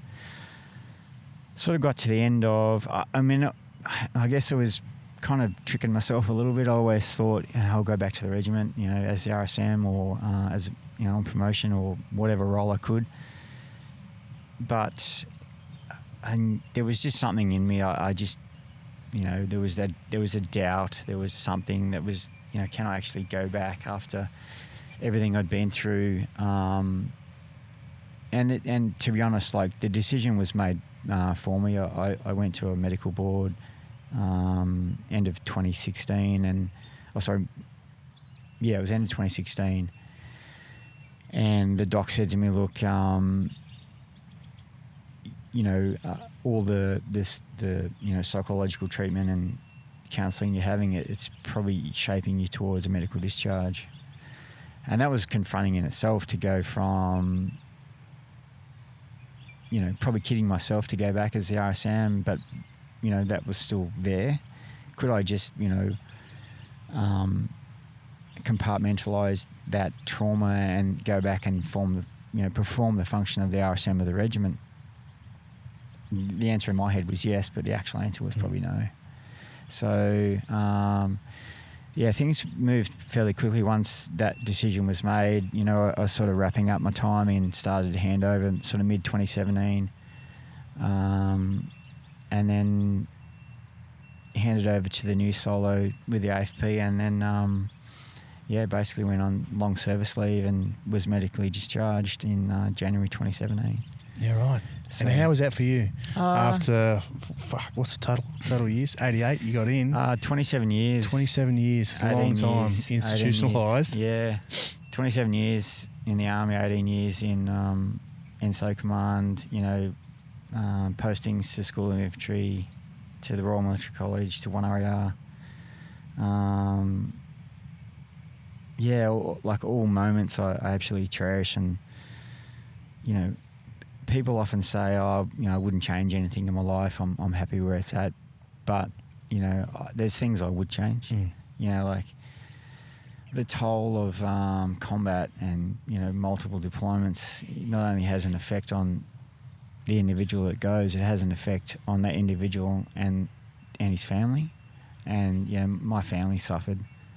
Been married and divorced twice. I'm fortunate enough to have an amazing girl in my life at the moment. So, it took its toll, and it still does, to be honest. I'm a bit emotional now, but it takes its toll. But that's the toll of combat and the freedom that we experience today. So, 27 amazing years. It was emotional trying to deal with that at the time, to be honest. So, but I knew for my own health that I had to find something new, a new identity. I knew I had to launch into something, otherwise I'd be sick. I wouldn't be able to function. So I got into the fitness space fairly quickly, and started as found a new gym when I got out. I got into CrossFit, and took up an opportunity as a CrossFit coach. So I did that for about 4 years, and then sort of in there, I've always had, always loved my footy. Always loved the Raiders, bleed green. So growing up, following Ricky and all those lads, and then being fortunate enough, or in the right place at the right time, I'm not sure, to be offered to work with the Raiders from 2020.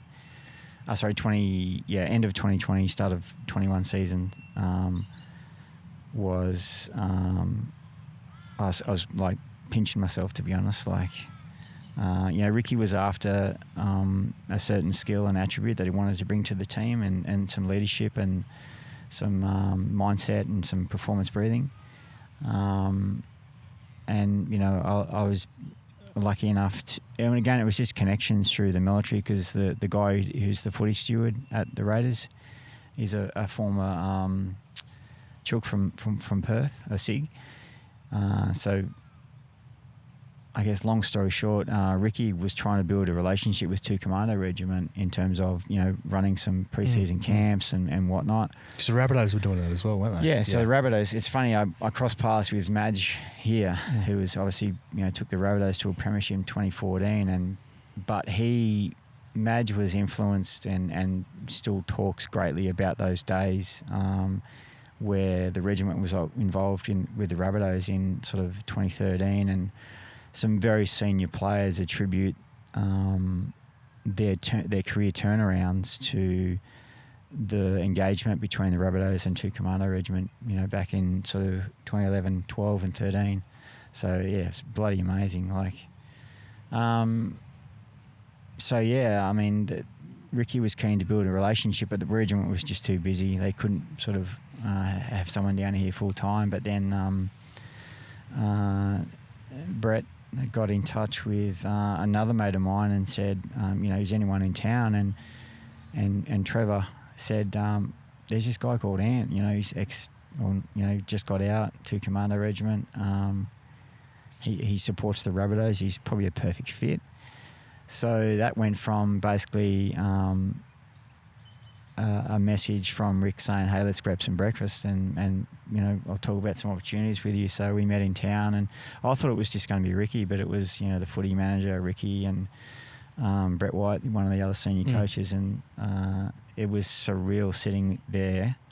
I was probably fangirling a little bit, to be honest, but no, I had a great 3 years with the Raiders, and even though, and I haven't really let this out too much, I've actually finished my time with the Raiders, so I didn't get renewed, which is fine. Like, it generally happens, you get your 3 years, and I guess unless the club's having great success, which we've had, good success through that period of time, but like Ricky said to me, he's just after something new, and so that chapter is closed for me. But as a kid, watching the 94 premiership and premierships before that, 88 and 89 and stuff, and 91 when a couple they won and lost, and then getting the opportunity to work in such a winning, high performing culture.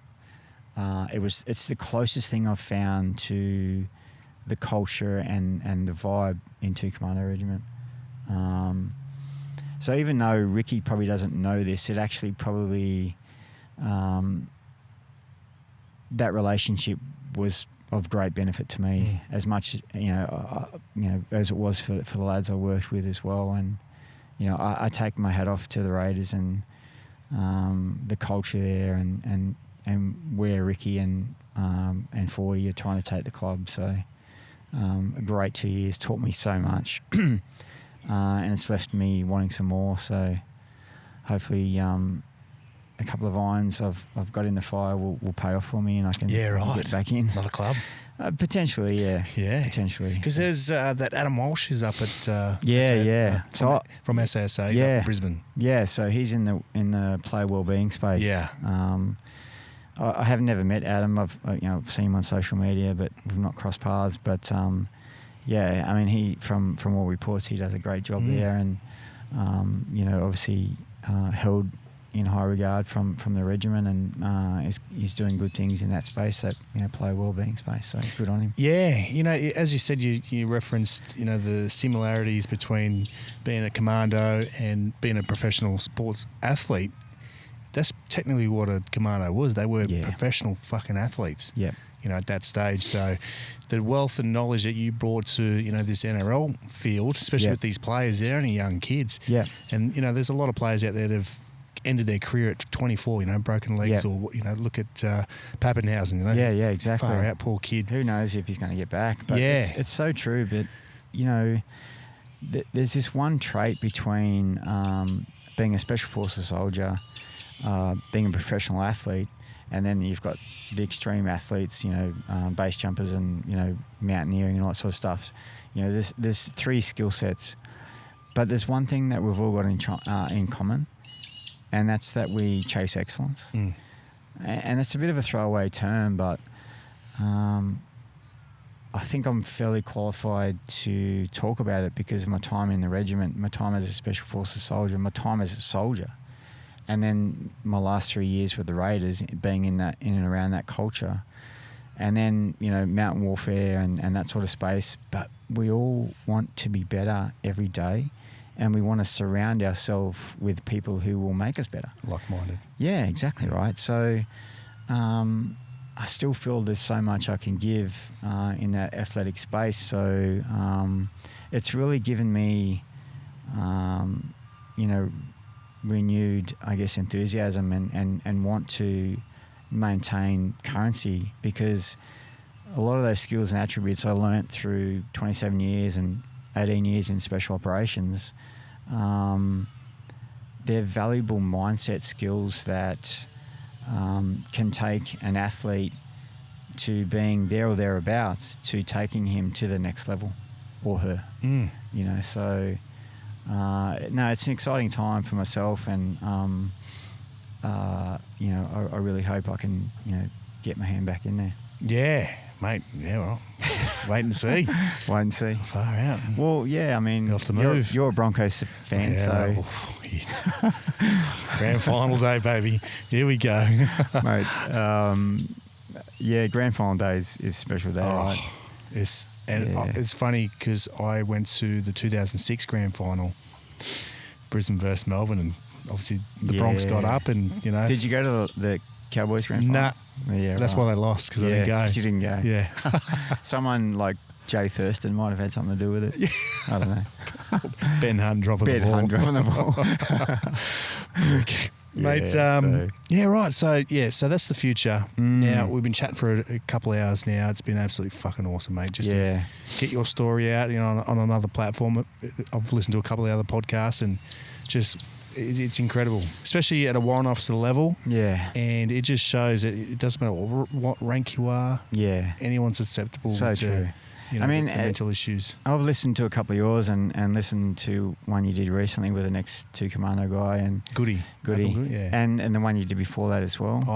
John Dixon. Jono, yeah. So they were both Rios when I came. Oh, were they? Yeah, right. Goody was actually one of the Rios who came to my company in 2009. So it's great to hear those stories. And even Dicko, like, he was fairly junior when I got to Bravo, and to see where they are today, like, it's just like I don't maintain contact with those guys, but it's good hearing their stories. Yeah. And the other thing is that they spoke about things that, you know, like, you know, when Brett was killed or when Damien lost his legs. So, you know, I go into a podcast and talk about those things, but to hear it from another person's perspective and where they were, set of eyes.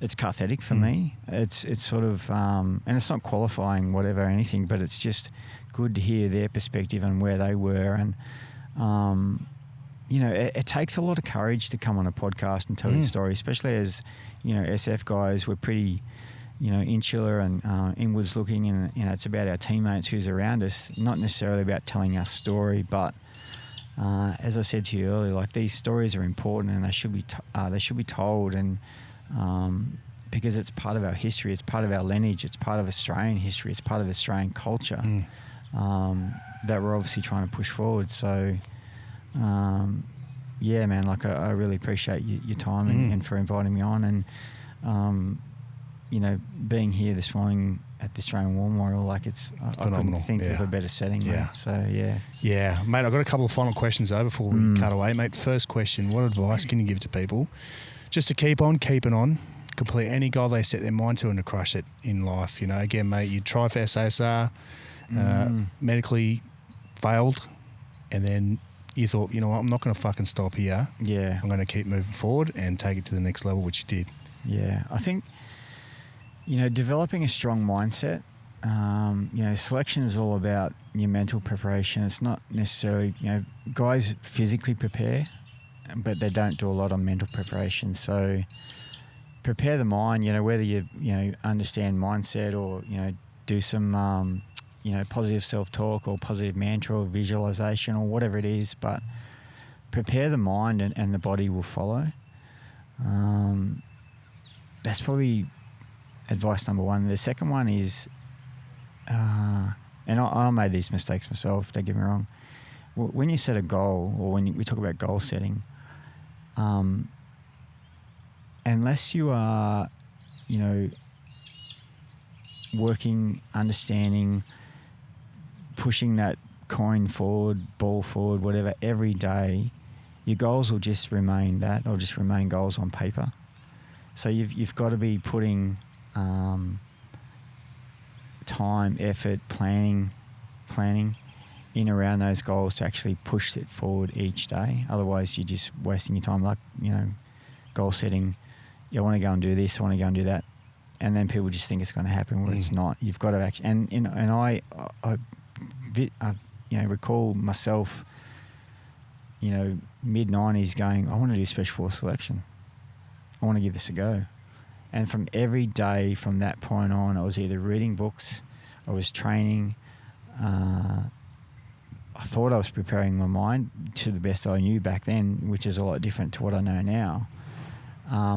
But push that ball, push that coin, you know, push that capability, push yourself forward every day to achieve those goals. Don't just write them down and expect they're going to happen, because they won't. Exactly, mate. Put the fucking work in.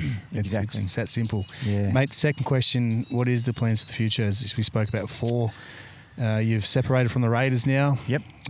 Moving on to a better team, maybe the Broncos. Yeah. We'll keep that, yep. I've made some inquiries, you know, put an application in at another club, and, you know, hopefully I'll, you know, if I get an interview, so be it. But, you know, I still get a lot of joy out of mentoring guys going on selection, or, you know, guys going on to do PTG selection, so tactical police, you know, selection. So, you know, I get a lot of, you know, inquiries, you know, how do I prepare for this? What program should I do? You know, what training do you do?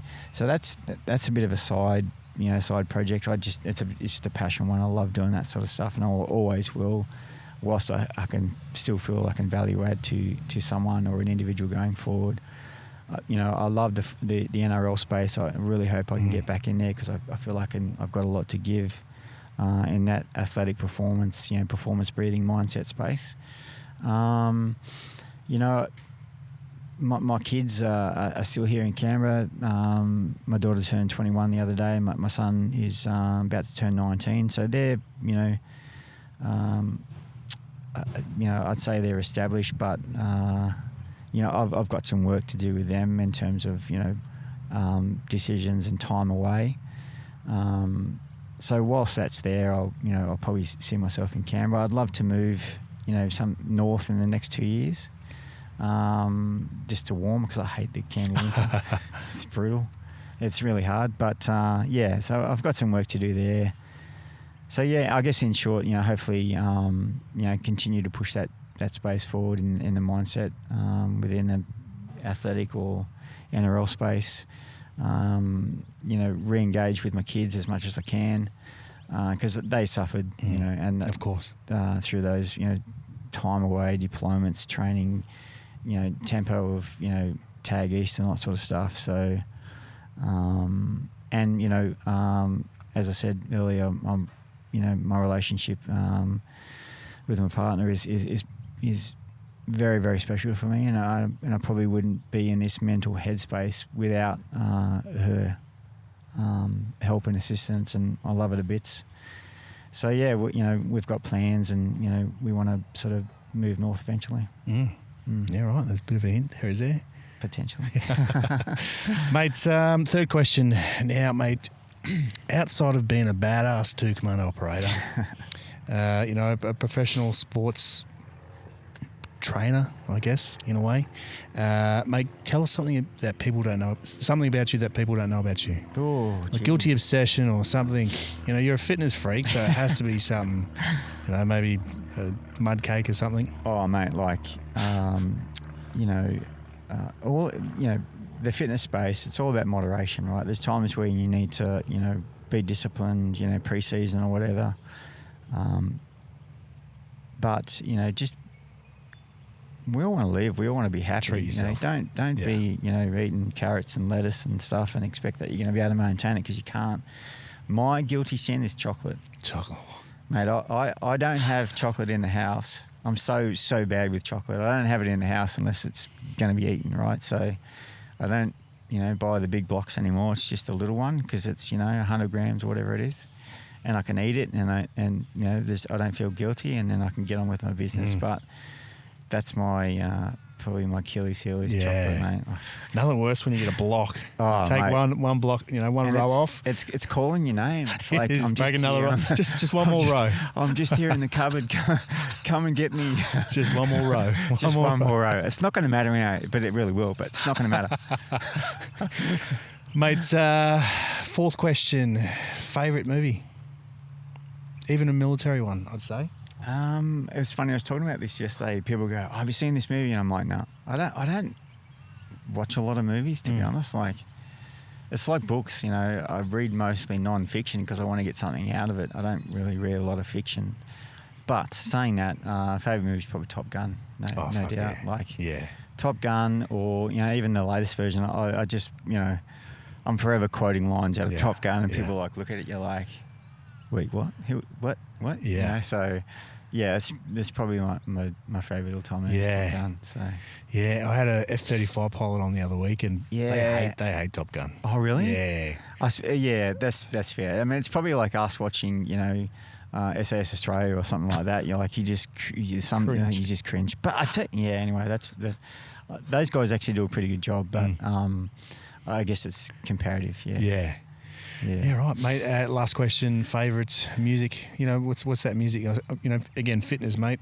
Put the headphones on. You're in the gym. Yeah, look, mate. AC/DC. I'm a sick Foo Fighters fan. Oh, yeah. Right. Mate, I've been every time they've come to Australia. I've come, and they obviously cancelled with the young drummer taking his life a couple of years ago. But they're coming in December, and I've got tickets. And who's on the drums? Not the Sun? No. Did you see that video footage of the Sun? I did. That was epic. Like, that was emotional watching that. They have got a new drummer. I can't remember his name, but there's a new drummer. But I've planned a whole weekend, and myself and Yell are going up to, have an awesome weekend and see the Foo Fighters on Saturday night in December. So can't wait. Yeah, right. That's awesome, mate. That's awesome, mate. For whatever reason people want to reach out to you, they can find you on socials. Yeah. So Instagram @_Plater is pretty much the only. That's where I am on social media. I got a fairly sort of robust account there, but anyone who wants assistance in mindset, athletic performance, or breathing or whatever, feel free to drop me a line, and I'll do what I can. Like, I don't help. I get back to as many people as I can, and that's not mean I get flooded, but there's some I obviously get through, and I don't sort of get back to them. But reach out, drop me a line, drop me a question, and I'll do my best. No, awesome, mate. Again, mate, really appreciate you coming down to the War Memorial and sharing your story, mate, because again, it's just, we need to lock these into history, because you look at world wars, and not even that, even Vietnam and Korea, the stories are buried with these guys. Absolutely, mate. And my uncle Don, he's probably one of those guys, like a guy who Korea, Malaya, Borneo, Vietnam. There's so many untold stories that I obviously speak to my auntie, and get some of that. But boys and girls, like, tell your stories. Make your own podcast. Get on a podcast. Journal, diary, whatever. And then pass those on to your family. Exactly. And just on that, as we know, the media has put out a narrative. So it's good to have actual guys that have actually been to places, talk about it, and share the real side of the stories. And it's sort of secondhand knowledge. Separates the wood from the chaff to a degree that there's a lot of misinformation out there. Exactly. Through the media. That's what it is. So to hear it from guys who've actually been there and experienced it, and understand the chaos and the complexity of warfighting and all that surrounds it, again, it needs to be told. Exactly. And this place, as you said earlier, one of those words is freedom isn't free. Yep, absolutely. And this place proves it. Absolutely, mate. There's 102,000, over 102,000 names inside there, and freedom isn't free. It's such a powerful statement, but it's very true. And certainly my time in the military, it's really brought that to the forefront.